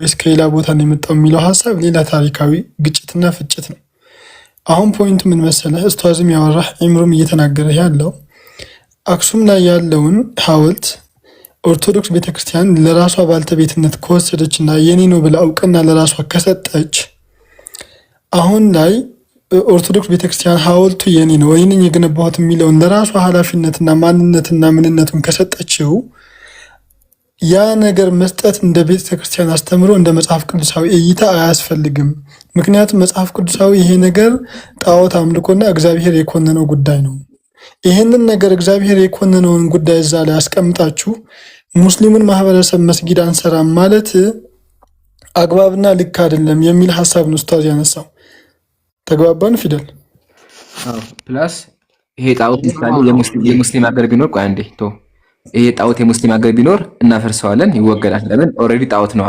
እናንተ ግን የኛ ሀገር ብላችሁ ማርያም የተገለጠችበት ሀገር ብላችሁ አሁን ድረስ አቆማችሁታል ነው ኦኬ እሺ ድንጋይ ጣዖት ከሆነ ከአባው ምንድነው ድንጋይ ሁሉ ጣዖት ነው ያለን ቤትና ድንጋይ ይለያያል ይሄ ሐውልት ነው ሐውልትነቱ የብልት ምልክት ነው ሲቀጥል ከጣዖት አምላኪያ የተኮረጀ ተግባር ነው ከኛውስ ምልክት አለው አይደል እንዴ ማለት ከአባውም እኮ ግን ይቅርታ አራማዘን እኮ ጎን ላይ ያለች የሆነች ቅርጽ እኮ ጎን ላይ ያለች እንትን የሚሏት ቅባት እየቀቡ የሚሳለሟት ነገር አለች የሚሳለሟት ነው ድንጋይ ነው አራማዘን ክብ ድንጋይ አለች አዎ ትክክል ነው በሲልቨር እንትን አስቀምጠዋት አሉ አሁን ፖይንቱ እሱ አይደለም እኛ ሙስሊሞች ሐውልት አቆመን አናቅም ሐውልት ማናቀውም ካባ ደግሞ አራት ማዕዘን ቤት ነው እንደማንኛውም ቤት አንተ ያለህበት ቤት አሁን የምንኖርበት ቤት አራት ማዕዘን ነው አይደለ እንደዛ ቤት ነው ልዩ የሚያደርገው የገነቡት ነቢያት ናቸው የመጀመሪያው መስጂድ ነው እናንተ ግን ረጅም ሐውልት አቆማችኋል የብልት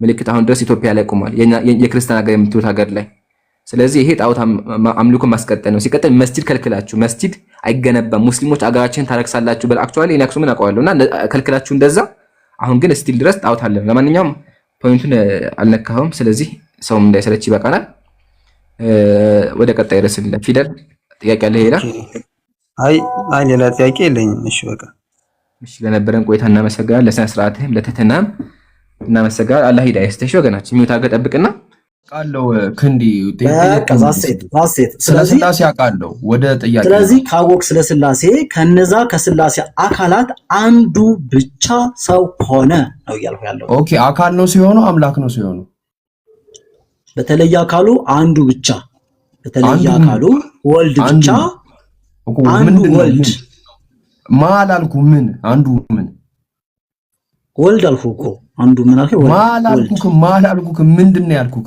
ምን ተብሎ ሲጠይቅ አልገባም። ማን ካልኩህ ወልድ ትለኛለህ። ምን አንዱ ምንድን ነው ሰው የሆነው? ምን ለምን አብራራልኝ። ምን አይነት ጥያቄው ምን ብዬ እንድመልስልህ ነው ማለት ምን ኢንዲኬት ለማድረግ ነው? ወይም ትንሽ አብራራው ነው አልመልስልህ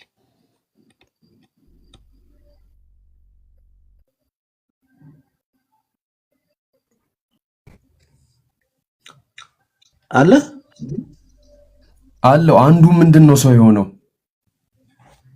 አንዱ ቃል አንዱ ወልድ አንዱ ማን አይደለም ያልኩ። ምንድን ነው ቃል? አምላክ ነው እኮ አንዱ አምላክ ነው ሰው የሆነው። እውነት ነው። ኦኬ አንዱ አምላክ ሰው ሆኗል፣ አንዱ ደግሞ አምላክ ሰው አልሆነም። እንዴት አድርጌ እንደማስረዳ አላውቅም። በዚህ ኮንሰፕት ላይ ይኸውልህ ኢምሩ አለክ። በቃ ቆይ አይደል ችግር የለውም። ኢምሩ ቀጥል። ይሄ ሎጂካሊ ነው ኪንዳ። አሁን እንዳየኸው ሎጂካሊ አንተ ፊዚዮሎጂካል ወይም ባዮሎጂካል አድርገህ እያሰብከው ነው። አሁን የኔና ኦፍኮርስ ታውቀዋለህ አንተ ባዮሎጂካል አድርገህ አስበው እኮ ነው። ባዮሎጂካል አይደለም እኛ ምናምን ባዮሎጂካል አይደለም። ባዮሎጂ ማለት ላይ ፖይንት ነው። ተው እባክህ ራስህን አታሟርድ። በኋላ ሎጂካሊ ማለት ሎጂካሊ ስላሴ አያስኬድም ነው፣ ወይም ደግሞ አእምሮ ሊቀበለው አይችልም። ስለ ሐሳቡ ራሱ አያስኬድም። ለምሳሌ ስላልተረዳው ብቻ እኮ እውነት አይሆን ማለት አይደለም። ለምሳሌ ላስረዳ እችላለሁ። አምላክ እንደዚህ ሰዎችን ያወዛግብማ። አሁን እሱን ተሆነ መጽሐፍ ቅዱስ ላይ ልምጣና ማወዛገብ ላይ አይደለም አባቴ፣ ማወዛገብ ላይ ሳይሆን አንተ ስላልተረዳው ወይም ሰው ስላልተረዳው ብቻ ነው ማለት አይደለም።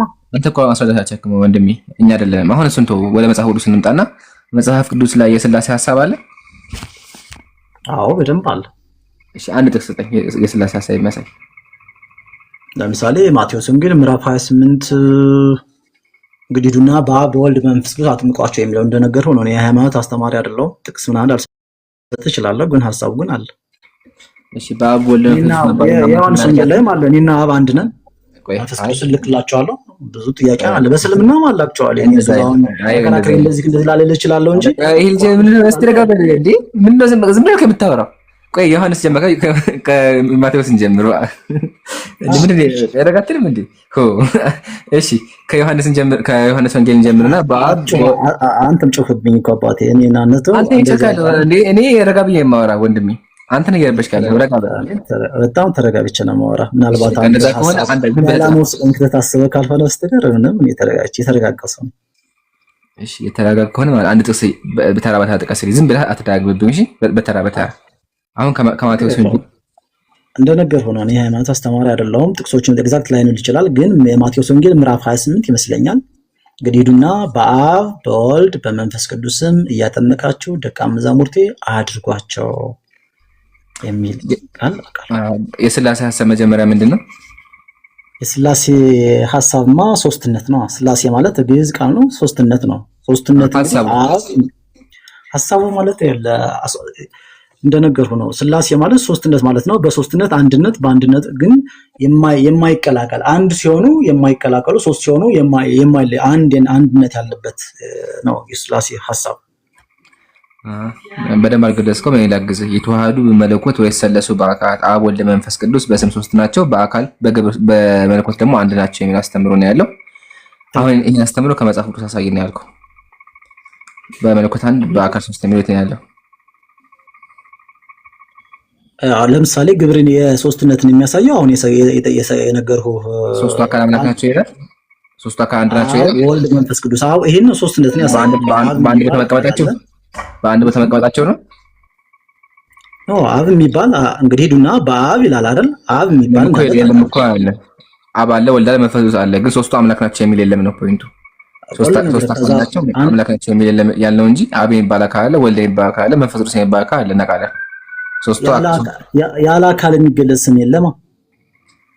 ችግሩን መሰለህ አሁን ስም በስም ነቃይ ስም እንደዚህ አይነት ስም እንዳለ እናውቃለን። አሁን ጥያቄያችን ሳይሆን ሶስቱ አካል በአካል ሶስት እንደሆነ በመለኮት አንድ እንደሆነ የሚያሳይ ጥቅስ አምጣልኝ ያልከው። ለምሳሌ ዮሐንስ ወንጌል ምዕራፍ 10 ቁጥር 30 ላይ እኔና አብ አንድ ነን ይላል። መንፈስ ቅዱስ የት ነው? መንፈስ ቅዱስም አለ። የት ነው ያለው? መንፈስ ቅዱስ አንድ ነን ብሏል። መንፈስ ቅዱስ ጋር መንፈስ ቅዱስ ጋር አንድ ነን ብሏል እግዚአብሔር። ይሄ እንግዲህ የእውነት መንፈስ እልክላቸዋለሁ፣ እሱንም ይገልጽላቸዋል። እግዚአብሔር ይልከዋል። እኔ መላክ አላልኩም፣ እግዚአብሔር ይልከዋል። የሚላክ አምላክ የለም። አሁን ጥያቄያችን እኔና አብ አንድ ነን ብሎ ብለኸኛል። እሺ ችግር ተቀብያለሁ። በቃ ይሄ አምላክነትን ያሳየ ተቀብያለሁ። መንፈስ ቅዱስ የት ነው? ለምን ስላሴ ማለት አብ ወልድ ብቻ ሳይሆን አብ ወልድ መንፈስ ቅዱስ ነው። ስለዚህ መንፈስ ቅዱስንም አሳየ፣ ካልሆነ ስላሴ የለም ማለት ነው። ስለዚህ አንተ ጥያቄ አሁን አብና ወልድ አለ ቅድም የነገሩ እንግዲህ ድማ በአብ በወልድ በመንፈስ ቅዱስ የሚል በስም አለ፣ በሶስትነት አለ። የሶስት አንድ ነን የሚል ግን መንፈስ ቅዱስ አልተጠቀሰም ነው አላልኩም። እሱ ነው በደንብ አድርገህ አዳምጠኝ። አብ ወልድ መንፈስ ቅዱስ የሚባል አካል አሉ። መላእክቶችም አሉ እናውቃለን፣ ሰዎችም አሉ እናውቃለን። መንፈስ ቅዱስ ከእግዚአብሔር የሚወጣ እስትንፋስ እግዚአብሔር ይሄዳል። የእግዚአብሔር ጥበብም አለ፣ የእግዚአብሔር ማስተዋልም አለ። ብዙ ነገሮች አሉ። የእግዚአብሔር ጥበብ፣ የእግዚአብሔር ማስተዋል፣ የእግዚአብሔር ኃይል አለ። አሁን ጥያቄያችን አብ ወልድ መንፈስ ቅዱስ በአካል ሶስት በመለኮት አንድ ናቸው ብለሃል። ስለዚህ ለእሱ ማስረጃ ቅርብ ነው። አንተ ምን አቀረብክልኝ? እኔና አብ አንድ ነው የሚል አቀረብክ። ተቀብያለሁ፣ ችግር የለውም። ግን ስላሴ ማለት ኢየሱስና እግዚአብሔር ማለት ሳይሆን ኢየሱስ እግዚአብሔርና መንፈስ ቅዱስ የሚል ነው። ስለዚህ ሶስቱ በአካል ሶስት እንደሆኑና በመለኮት አንድ እንደሆነ ደግሞ አሳየኝ። ካልሆነ ስላሴ የለም ማለት ነው። ወይ ስላሴንማ እኮ አይተሃል እኮ አየኸው አይደል? አሜን። እንደነገር ሆነ ስላሴን የስላሴ መኖርማ ቅድም አየኸው እኮ አይደል? ስላሴ የሚለው አለ፣ ግን የሶስቱን ግብር አሜን፣ የሶስቱ አካላትን በመለኮት አንድ መሆናቸውን ጥቅስ አምጣልኝ ነው ያልከኝ አይደል? ስላሴ የሚባል ነገር አሳየኝ። ከይቅርታ የመርሳት ችግር ካለብህ አላውቅም፣ ግን የለም እንደዚህ የሚል አሳየኝ። ስላሴማ አሳየው እኮ አብ ወልድ መንፈስ ቅዱስ የሚል ስላሴ ነው። ሶስትነት ነው። ሶስትነቱ ስላሴነት ያሳያል። እሺ እንደዛ ከሆነ ክፈትልኝ መጽሐፍ ቅዱስ። እጅ ላይ መጽሐፍ ቅዱስ አለ? አላህ እሺ ክፈትልኝ። አንደኛ ጢሞቴዎስ ክፈት። አንደኛ ጢሞቴዎስ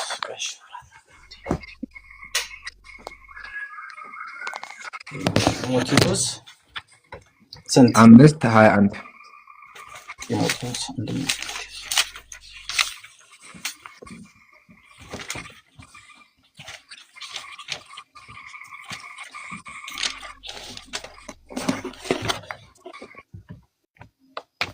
ሊቆይብህ እችላለሁ በጣም። እስከዛ ድረስ የምትለኝ ነገር ካለ በዛው እያለ እስከዛ የሚልህ ምንድን ነው? አብ ወልድ መንፈስ ቅዱስ በአንድ ቦታ መቀመጣቸው ስላሴ አያሳይም። ሙግተኛ አራኝ አንደኛ ጢሞቴዎስ አወጣው 5 ስንት ናልከኝ? ቁጥር 20 ቁጥር 20 እሺ ላምሮ አንደኛ ጢሞቴዎስ ቁጥር 20 ጢሞቴዎስ ወይ በውሸት ዕውቀት ከተባለ ለዓለም ከሚመች ከከንቱ በትክክል አዳምጥ። አንደኛ ጢሞቴዎስ ምዕራፍ 5 ቁጥር 20 ነው ያልኩህ እኮ። 5 ላይ የከፈከው አይደለም፣ ተሳስተሃል። 5 ሌሎቹ ደግሞ ነው የሚለው። ኦኬ ተሳስቻለሁ። 6 ነው እያነበብኩ ያለሁት። ቁጥር 20 ምን ይላል መሰለህ? ኦኬ ሌሎች ደግሞ እንዲፈሩ ኃጢአት የሚሰሩትን በሁሉ ፊት ገስጻቸው፣ እንድን እንኳ በአድሎ ሳታደርግ እነዚህን ያለ መዘንበል እንድትጠብቅ በእግዚአብሔርና በጌታ በኢየሱስ ክርስቶስ በተመረጡትም መላእክት ፊት እመክርሃለሁ ይላል። ስንት አካል አለ? 2 3 አካል። በትክክል ቁጥር ሲድጋሚ በትክክል የወለክሱን እያየሁ አይደለም።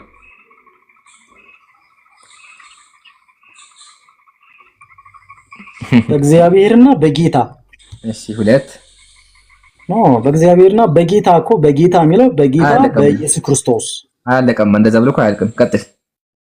ቀጥሎም እኮ ይላል እግዚአብሔር ምን ነው ጨርሰህ በእግዚአብሔርና በጌታ በኢየሱስ ክርስቶስ በተመረጡትም መላእክት። አይዋ ጎበዝ። ስንት አካል ያለው እዚህ ጋር አለ?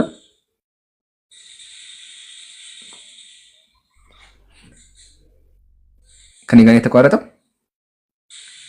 እኔ አለሁ። ስንት አካል እዚህ ጋር አለ? 3 አካል። በቃ ያ 2 አይደለ 3 አካል ነው። 3 አካል በአንድ ቦታ መቀመጣቸው አምላክ ያደርጋቸዋል። መላእክቶች አምላክ ናቸው ማለት ነው። ይሄኛው ኮንሰፕት ከሱ ጋር ምን አገናኝ ነው? በአንድ ቦታ መቀመጡ አምላክ ያደረገው ነው። እንዴ መሰለህ አንተ አብ ወልድ መንፈስ ቅዱስ የሚል ጥቅስ አመጣ።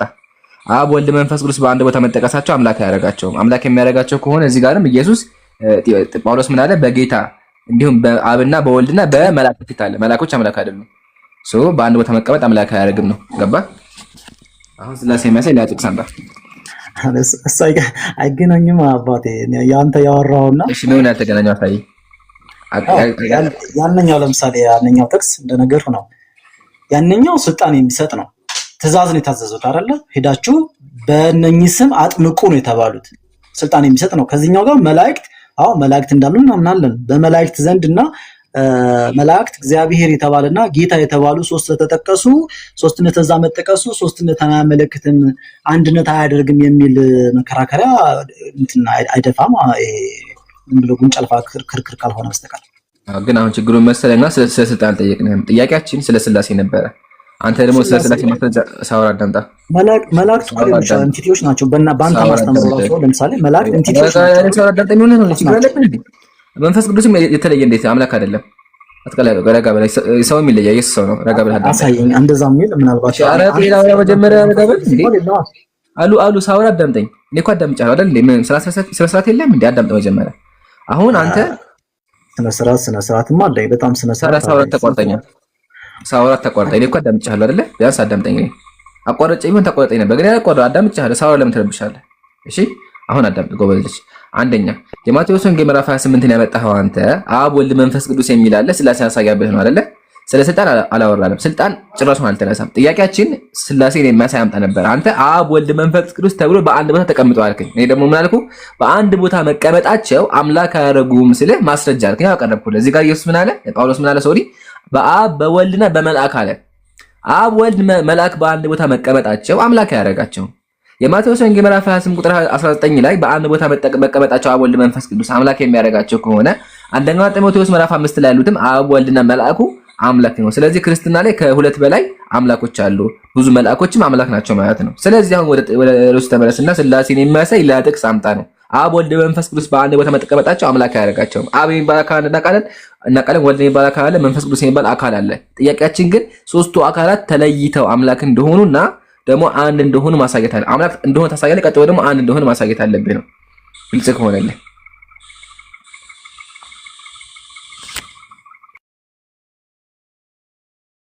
ጥያቄው ግልጽ ነው። ይኸውልህ እንደነገርኩህ ነው። ጥያቄው ግልጽ ነው እኮ ምን ግር እንዳለ እኔ አላውቅም እንጂ እዚህና እዛ የተጠቀሰበት አውዱም የተለያየ ነው፣ መንፈሱም የተለያየ ነው። ምን የሚያከራክርም የሚያሻማም ነገር የለውም። ግን ለመከራከር ብቻ የምናዳምጠው ከሆነ ምንም ይዞ ቀለል አድርግልህ።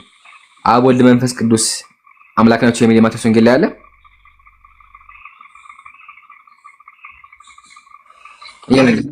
ሄዱና ልጅ ደቀ መዛሙርት ያድርጓቸው በእነኝህ ስም አለ እኮ። ስልጣን የሚሰጥ ልጅነትን የሚያስገኝ ነው እኮ አይደለ? ይሄ ቃል አይደለም ስም ስልጣን የሚሰጥ የሚል ነገር አለ። የት ነው ያመጣው? አዎ ሂዱና እንግዲህ አሕዛብ ሁሉ በአብ በወልድ መጠመቅ አምላክ ያደርጋል። እያጠመቃቸው መጠመቅ አምላክ ያደርጋል። አንድ ሰው በስም ተጠመቀ ማለት አምላክ ነው ማለት ነው። አምላክ እኮ አላልኩም፣ እንደዛ ቃል አልወጣኝም። ደቀ መዛሙርት ያድርጓቸው ነው የሚለው። ደቀ መዛሙራን ልጅነት ማለት ነው። ልጅነት ጥያቄ መሰለህ። በአብ ወልድ መንፈስ ቅዱስ መባሉ አምላክ ያደርጋቸዋል ነው ያልኩህ። አዎ አምላክ ያደርጋቸዋል። እውነት ነው። አውዝ ቢላሽ ተራጅም ያጀማ እየሰማችሁ ነው ያለው። በሰው ስም መጠመቅ የተጠመቀበት ስም አምላክ ያደርጋል ነው ያለው። ሰው ስም መጠመቅ አይደለም። በአብ በወልድ በመንፈስ ቅዱስ ስም እያጠመቃችሁ ነው እኮ የሚለው። ኢየሱስ ሰው ነው። አሁን እሱን ተው፣ ችግር የለው። አሁን ይሄ ወደተ ራስን አዋርዳለህ። አሁን ችግር የለው። እሱን እንተው። አሁን ወደ ሁለተኛ ጥያቄ ነው እዛው ላይ ማለት ኢየሱስ ሰው ነው የሚለውን ከየት አገኘኸው አንተ? መጽሐፍ ቅዱስ ነው ያለው። መጽሐፍ ቅዱስ ላይ መጀመሪያ ስላሴ ላይ እንጨርስ፣ ከዛ ሳይካለው ኢየሱስ ሰው ነው ብሏል።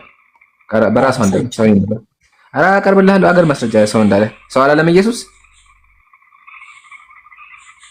ሰው ነኝ አላለም ኢየሱስ። አምላክ የሆነ ሰው እኮ ነው። ሰውማ ይላል። እንዴት አይልም? አምላክ የሆነ የሚለው ከየት ነው ያመጣው? በመጀመሪያ አምላክ የሆነ ሰው አላለም ኢየሱስ። ዮሐንስ ወንጌል ቁጥር 1 ላይ አንብባ። እሱን ያለው ዮሐንስ ነው። ኢየሱስ እኔ ሰው ነኝ አለ። አንተ ደግሞ አምላክ የሆነ ሰው ብለሃል። የት ነው ኢየሱስ እኔ አምላክ ነኝ ብሏል? አላለም። ስለዚህ አያለም በቃ ተው አላለም ብለህ ካመንክ ነው። የለም እንደዛ የሚል ኢየሱስ ግን ሰው ነኝ ብሏል። ችግር የለውም። አሳየኝ አለ። መጀመሪያ ስላሴን አሳየኝ። አንተ ስላሴ መቼ አሳየኝ? ስላሴን እኮ አሳየው በሚችለው አቅም። እኔ እንደዛ ነው ማነው ብዬ ነገር አሁን አይደለም ስላሴ እንደዚህ አይደለም ካለኝ አሳየኝ። ችግር የለውም። አሁን ምን ነገር መሰለህ የማቴዎስ ወንጌል ምዕራፍ 28 ኢየሱስ ምንድን ነው ያላችሁ? ሄዳችሁ በምን ስም አጥምቁ ነው ያለው? በአብ በወልድ በመንፈስ ቅዱስ ስም። እሺ ሐዋርያት ሄደው በአብ በወልድ በመንፈስ ቅዱስ አጥምቀዋል? አጥምቀዋል። ማስረጃ አንተ የሐዋርያት ስራ ልታመጣልኝ ነው? ሄደውም በጌታ በኢየሱስ ክርስቶስ ስም አጠመቁ የሚለውን እኔ ምንም ነገር አላልኩም። ማስረጃ ቅርብ ነው ያልኩህ። በቃ አለ እኮ አስተላለፈ እኮ ክርስቶስ አለ። ክርስቶስ እነሱ ያጠመቁበትን ታሳይኛለህ? አጥምቀዋል ስላት ማስረጃ አይፈጅብኝም። አታስብ፣ ጊዜ አለኝ። እኔ ስራ ፈት ነኝ። አታስብ፣ ቁጭ ብዬ እጠብቃለሁ። ማስረጃ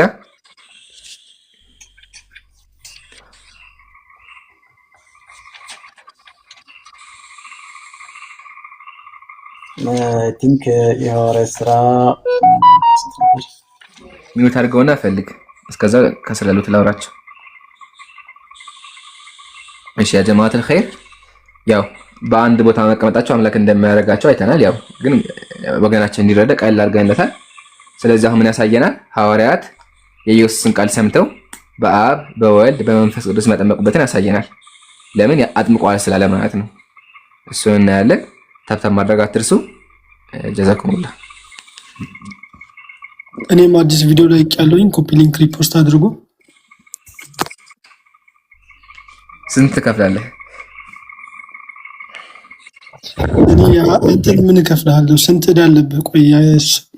ቆይ እናንተ ይቅርታ አለቃ፣ ይቅርታ የመርሳ ችግር አጋጥሞኝ ነው። ይቅርታ ጀማ ማሄ ጋርማ ዕዳ አለብኝ። ሐቅ ነው።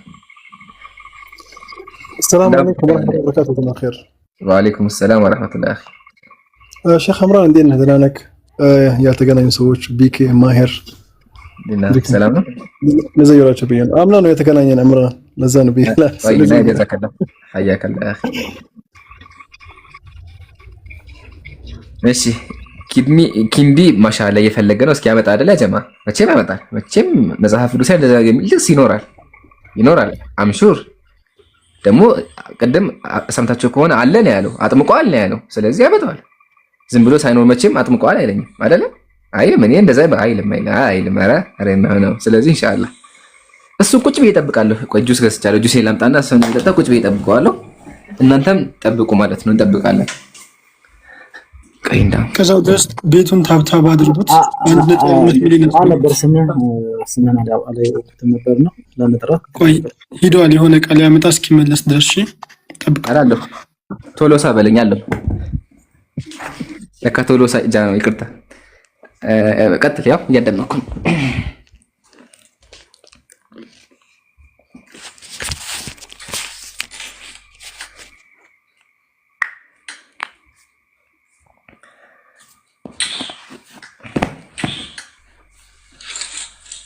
ሼሩን 20 ሺህ አስገቡት። እሺ ታብታብ አድርጉ። ሼሩን 20 ሺህ አስገቡት። ታብታቡን 1.5 አስገቡት። ባረከላሁ ፊኩም። ታብታብ አድርጉ። ፈይሳ ሆኗል። በቃ ስሜ ፈይሳ ነኝ ከዚህ በኋላ። ሰላም ነው ያለው። ለምን ጠይቀው? ለሊሳ ቢሆንስ ፈይሳ ይችላል። ደስ የሚል ነገር ፈይሳ የሚለው ቃል ተመችቶኛል። ምን ትላለህ እንዴ? እሱም ባረክልህ አሪፍ ነው ብዬ ነው። አይ ፈይሳ ግሊንቶ ፈይሳ ይሻላል። ወንድሜ ከስራ ያለ ወንድሜ ስሙ ቶሎሳ ነውና ፈይሳ ጋር እንገጥማለን። ስማችን አንድ አይነት እንደሆነ ብዬ ነው። ምንም አይከፋም። አሪፍ ነው እንደዛ ቢሆንላችሁ። በቃ አመሰግናለሁ። ፈቅደህልኛል። እሺ አሁን በነካጄ ደግሞ አሳይ ጥቅስ አስጠኛ። ሐዋርያት ተጠመቁበትን ጥቅስ አስጠኝ። በዛው በነካጄ እየፈለኩልሽ ነው። አታስ እሺ ደስ ይለኛል። አታስ ይሄው ታያላ ሞክ የምታረጊው ነገር ግን ተመችቶኛል በጣም። እኔም ካረገም አታስ እኔ ሞክ ይባል ነገር የለብኝም ነው። እኔ አርፌ ያው ጁስ እየጠጣሁ ይታያል። እዚህ ጋር ጌም የተጫወኩ የማወራ ያ ጁስ እዚህ ጋር አለ። እንጠጣ ብያለሁ።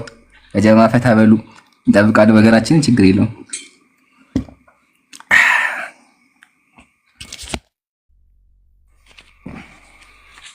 እስከዛው ግን ዒምሩ ኢየሱስ ክርስቶስ ተጠምቋል አይደለም?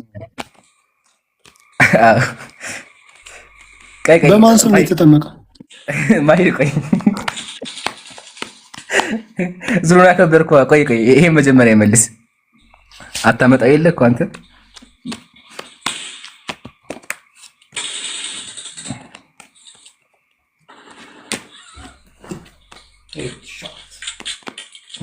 ይሄን ታወራለህ። ይሄን ኮሜንት ላይ ምን አለ? ለአንዷ ሴት ኢየሱስ ለአንቺ ብሎ በስጋው ሞተ አላት። ማሻአላህ በስጋው ሞተ አምላክሽ ለአንቺ ሲል እያለ ነው ያለው። ምን አይነት አምላክ ነው ራሱን ገድሎ ፍቅር የሚገልጽ? ቆይ ይሄን ተራህን ጠብቅሽ ኢንሻአላህ ወደ አንተ እንመጣለን። መጀመሪያ ግን እንትን አያወራ ኪንዲ ይምጣ።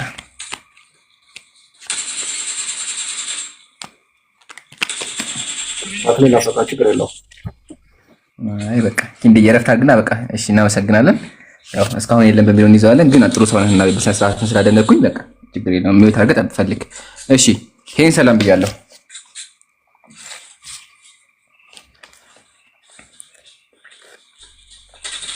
ሄኖን ይሰማል ወገናችን?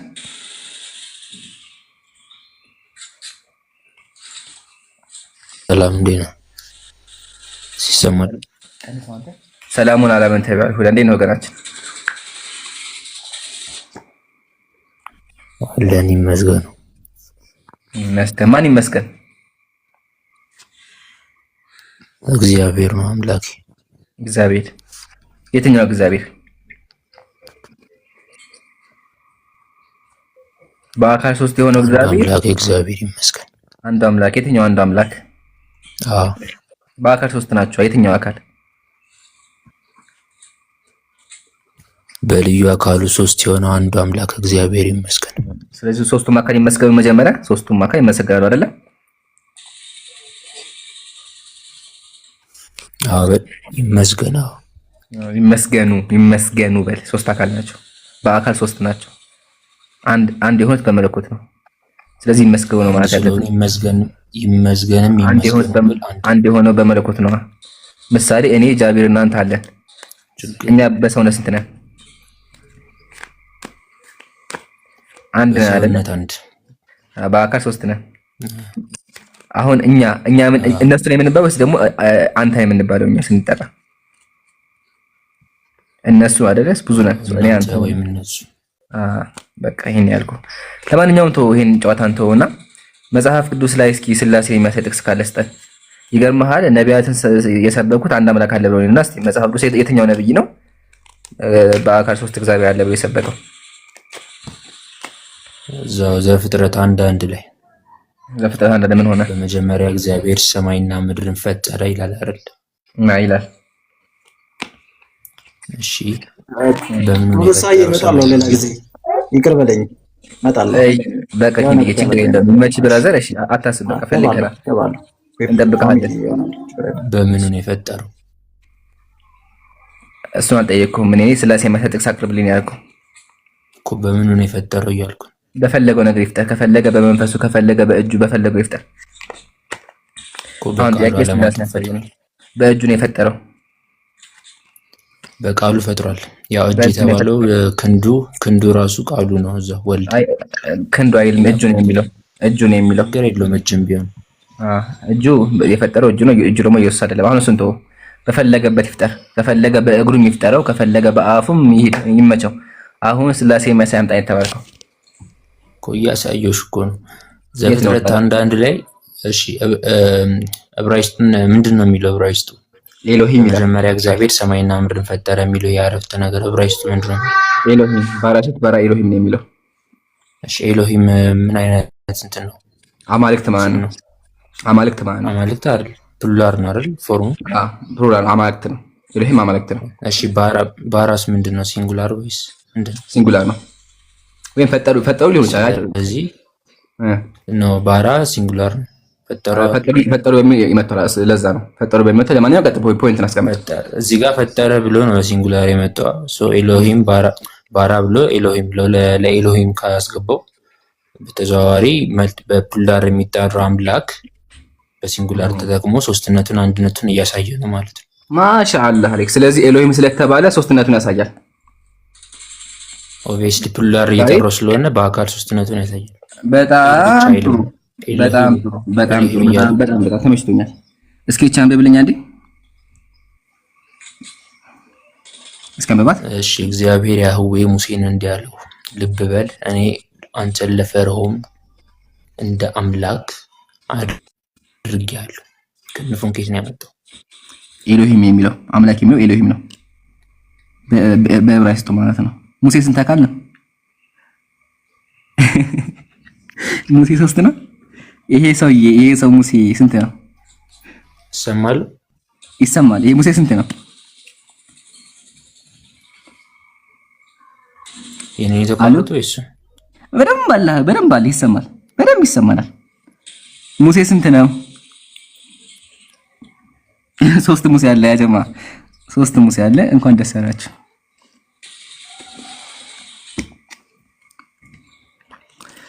የት ገባ?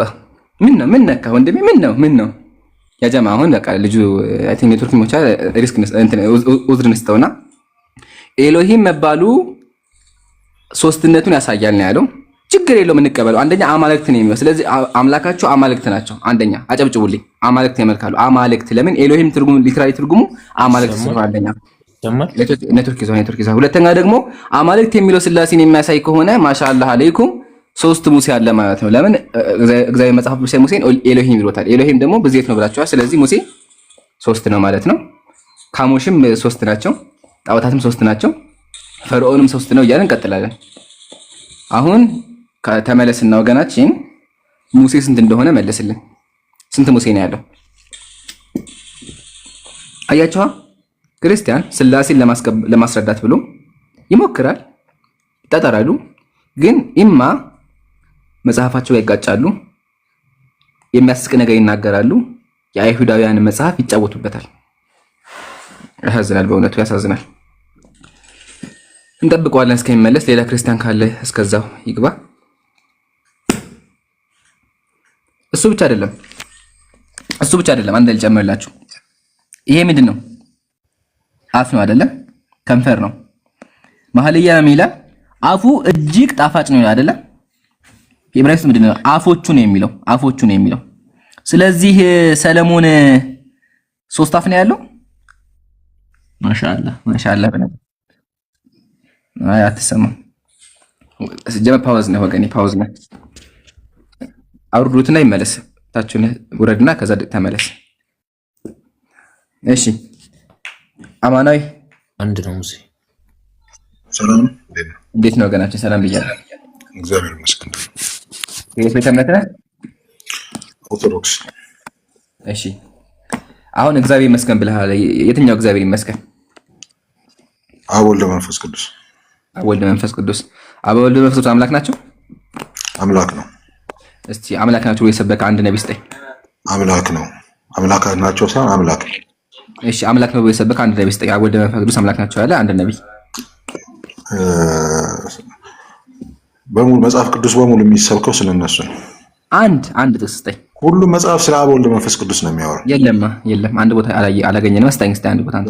ለአንተ አልታየህም ማለት ነው። እሺ ኧረ የለም። ይገርም በመነጽርም አፋልጌያለሁኝ። ያማትን ፈልጌዋለሁ።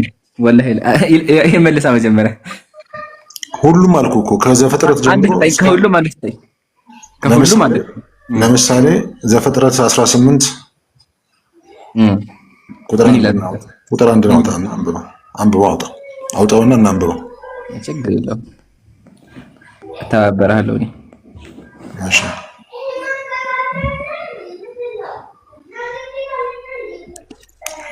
ይታያል ካሜራዬ? አይታይም። እሺ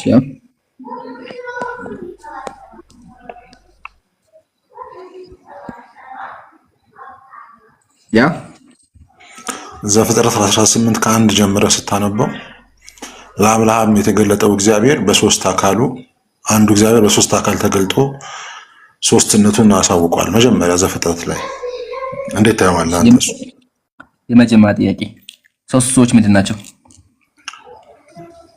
የእግዚአብሔር አካል። እሺ ማስረጃ? እኔ ግን ሳነበው መልአክ ናቸው ነው የሚለው። እስኪ አውጣውና አንብባ። መልአክ ነው የሚለው ላሳይክ፣ መልአክ እንደሚላቸው ዘፍጥረት 1:18 ላይ መልአክ መሆናቸውን አውጣና አሳይ። ያ እስኪ ምንድን ነው የሚለው? እሱ ምን ይላል? ቁጥር ምዕራፍ 19 ነው። ምዕራፍ 19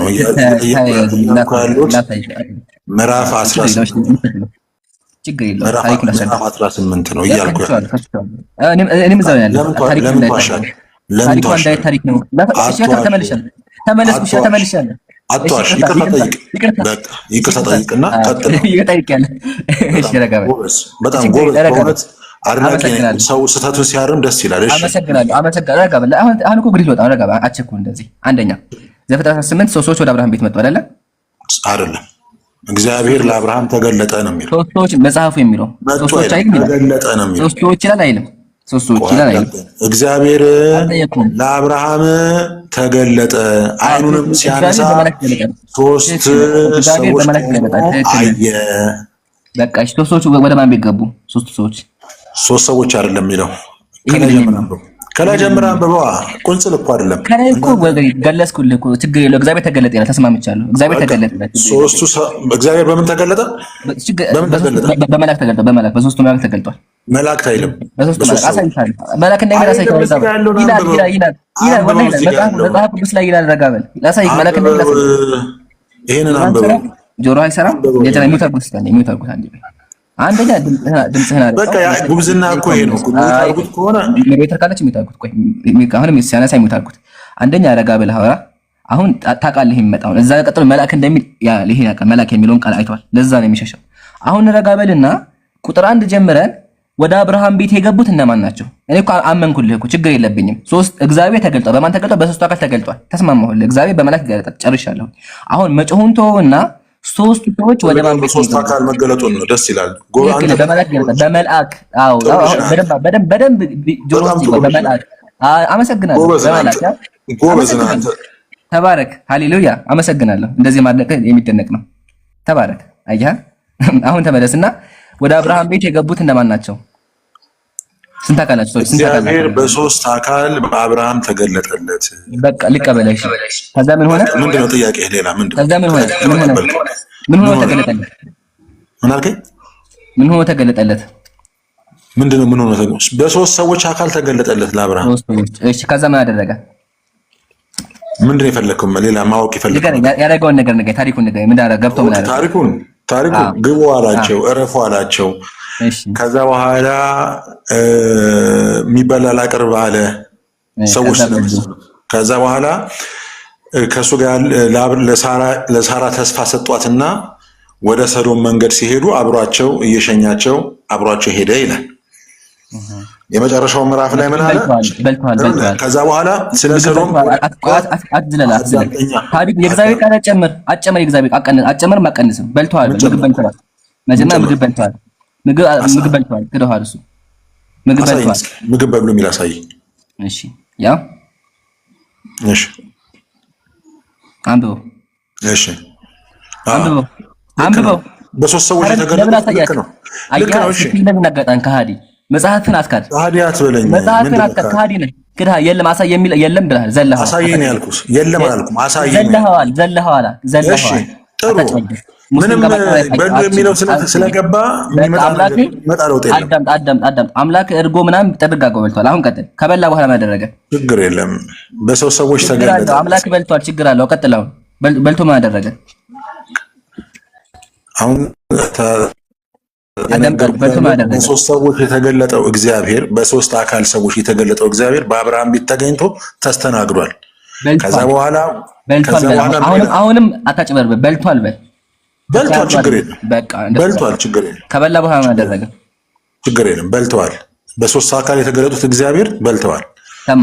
ከዛ በኋላ አዳምጠኛ እኮ ልነግርህ ነው። ዝም ብለህ የምትደራረብ ከሆነ ለማዳመጥ ፈቃደኛ ነኝ። ከዛ በኋላ አንድ ቃል ተዳግማ ችግሩ ቀየዳጋ አትዳግም። በቃ ሰማን። እንደበሉ ሰምተሃል። በቃ አሁን ቀጥል። ከዛ በኋላ ወደ ሰዶም መንገድ አቀኑ። አብርሃምም አብሯቸው ሊሸኛቸው ሄደ። እያወራ ስለ ሰዶም እየማለደ 50 ሰው ሰዶምን እግዚአብሔር ሆይ ሰዶምን አታጥፋ፣ 50 ሰው ቢገኝ ጻድቅ አታጠፋዋለህ፣ 10 ሰው ታጠፋዋለህ ሆይ እያለ ስለ ሰዶም እየማለደ ሄደ። ከዛ በኋላ መጨረሻ ላይ ምን አደረገ? እግዚአብሔርም ከአብርሃም ጋር ንግግሩን በጨረሰ ጊዜ ሄደ። አብርሃምም ወደ ስፍራው ተመለሰ ይላል። እዚህ ጋር አለቀ ታሪኩ። እዚህ ጋር በቃ። እሺ ምንድን ነው? ወደ ሎጥ የሄዱ ስንት ሰዎች ናቸው? ምን አልከኝ? ወደ ሎጥ የሄዱ ስንት ሰዎች ናቸው? ሰዎች አይደለም የሄዱት። እሺ ስንት አካል ወደ መላእክት አሁን የሎጥ ደግሞ ታሪክ ሌላ ነው። ሌላ ታሪክ እዚሁ መጽሐፍ ላይ ሌላ ታሪክ ነው። ምዕራፍ 18 እዛው ታሪኩ ላይ እዛው አትፈልግ ሌላ ታሪክ ነው። እሺ ቆይ ችግር የለውም እንደዛ እኮ ላንብብልህ ችግር የለውም። ሌላ ታሪክ ነው። ከዚህ ታሪክ ጋር አይገናኝም። ቆይ እዛው ላይ ያው በእውኑ ለእግዚአብሔር የሚሳነው ነገር የለም አለ። የዛሬ ዓመት እንደ ዛሬ ጊዜ ወደ አንተ እመለሳለሁ። ሳራም ልጅ ታገኛለች። ሳራ ፈራች፣ አልሳኩም ስትል ካደች። እርሱም አይደለም ሳቅሽ እንጂ አላት። ሰዎቹ ከዚያ ተነስተው ወደ ሰዶም አቀኑ። ነገርኩህ ቅድም እኮ አወራሁ። ወደ ሰዶም ሲያቀኑ አብሯቸው አብርሃም እየሸሸ ነበር። እነማን ሄዱት ወደ ሰዶም ሄዱት? እነማን ናቸው? ሶስቱ ሰዎች ወደ ሰዶም መንገድ አቀኑ። ሶስት ሰዎች አሁን ትክዷለች። ቀጥሎ እግዚአብሔርም አለ እኔ የማደርገው ከአብርሃም አወራለሁ ካለ በኋላ አብርሃምም ከእግዚአብሔር ጋር ይነጋገር ነበር ይላል። አብርሃም ከማን ጋር ነበር የሚናገረው? ከእግዚአብሔር በሶስት አካል ከተገለጠው ስለዚህ ችግር የለውም። አሁንም ካደው በሶስት አካል ከተገለጠው እግዚአብሔር ጋር ካደው መጽሐፉ እንደዛ ችግር ቀጥል። አሁን ካደው የምትለው አይልማ ተረጋጋ። አንዱ መልአክ ከእንትና ጋር ቀርቶ አንዱ መልአክ ተረጋጋ። አንተ አልተረጋጋው ረጋ ወገናችን። እሺ ይሄን አንብበው። ምንድን ነው የሚለው? ይሄን አንብበው። ምንድን ነው የሚለው? አንብበው። አንተ አንብበው።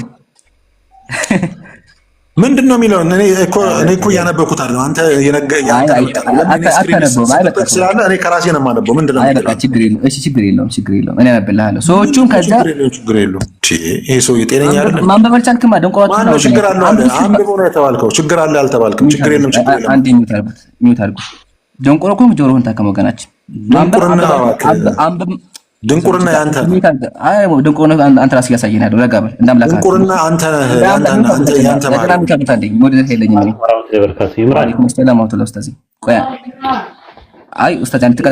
መረጋጋት ካልቻለ እኮ የግድ ማውራት አይጠበቅበትም። ሌላ ሰው ማስገባት ትችላለህ። ራሱ ተረጋግቶ ካላወራ አይ ቲንክ ጥሩ አይመስለኝም ራሱ እና በጣም እንትን ብሏል። የሆነ የተጨነቀ ነገር አለ ይመስለኛል። ሰዎች የሚል የለም አለ። ሰዎች የሚለውን አውጥተህ አሳየኸው። ስለዚህ ከዛ መነጋገር ይችላል። ተረጋግተህ ለማውራት ሞክር። አንድ ቻንስ ይሰጣል። ኡስታዝ ከሱ በፊትም አሁን አንብብ እኮ ነው ያልኩት አይደለ? አላነብም ማለት ላነብ ስል ደግሞ ተረጋጋ ትለኛለህ ይለኛል እንዴ?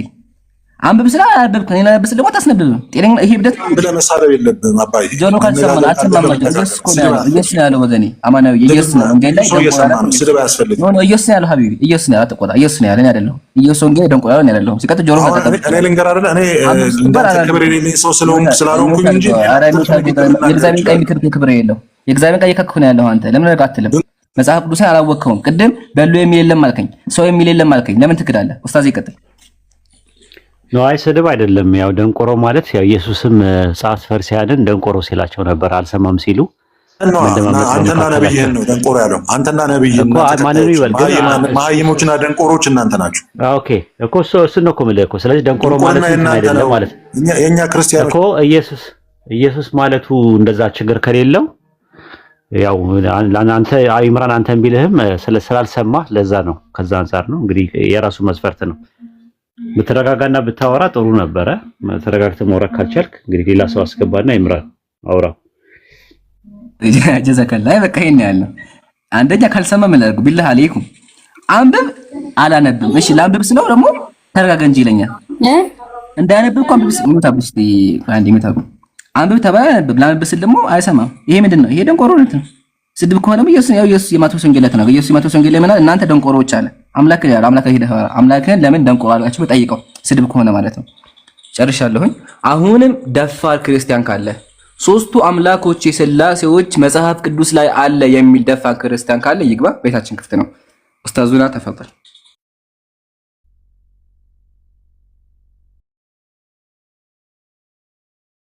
ኢምራን አስገባና አወያየው ካለ ማለት ሌላ ሰው ካለ አወያይ አስገባና ኢንሻአላህ እናዳምጣለን።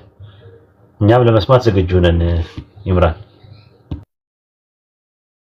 ኢንሻአላህ ያ ኡስታዝም ለመስማት ዝግጁ ነው። ስላሴ አለ የሚል አካል ካለ ግቡና ስላሴን አሳዩ። የአብርሃሙ ስላሴን ገለነዋል። ያው ሰዎች ናቸው ወደ አብርሃም ቤት የመጡት። ሰዎቹ እነማን ናቸው? ካህን ደግሞ ዛሬ መልአክ ይላቸዋል። ለዛ ነው ቅድም ልጁ ማላነብም ያለው። ያው አታችኋል አይደለ? አብርሃም ቤት ካወሩ በኋላ መልአኮቹ ወዴት ሄዱ? ወደ ሎጥ ሄዱ። ለዛ ነው ቀጥሎ ምን ተመከሩ እዛ ጋር ያው ሰዎቹ ከዚያ ፊታቸው ወደ ሰዶም አቀኑ ይላል። ወዴት ሄዱ? ወደ ሰዶም ሄዱ። ከዛ ቀጥሎ እዚህ መልአክ ይላቸዋል። አያችኋል? ስለዚህ መልአኮች ናቸው። ስለዚህ እግዚአብሔር በመልአክ ተገልጦ ነበር ነው። እንደምናውቀው እግዚአብሔር በመልአክ ይናገራል። እዚህ ጋርም ጭራሹን ስላሴን አያሳይም። መልአኮቹ እነማን ናቸው? እናሳይና ይበቃናል። መልአኮቹ እነማን ናቸው? ሰበር ዜና መልአኮቹ ላሳያችሁ እነማን እንደሆኑ ከነስማቸው ማስቀመጥ እንችላለን። ታያቸዋል ብዬ አስባለሁ። ስማቸው ማን ነው? ራፋኤል አለ፣ ኤንጅል ዌር ኤንጅል ሚካኤል ጋብርኤል ኤንድ ራፋኤል መልአኮች ናቸው። ሚካኤል ገብርኤልና ራፋኤል ናቸው። ከነስማቸው ማሳየት እንችላለን። ያው መልአኮች እንግዲህ እግዚአብሔር ከሆነ እናመሰግናለን።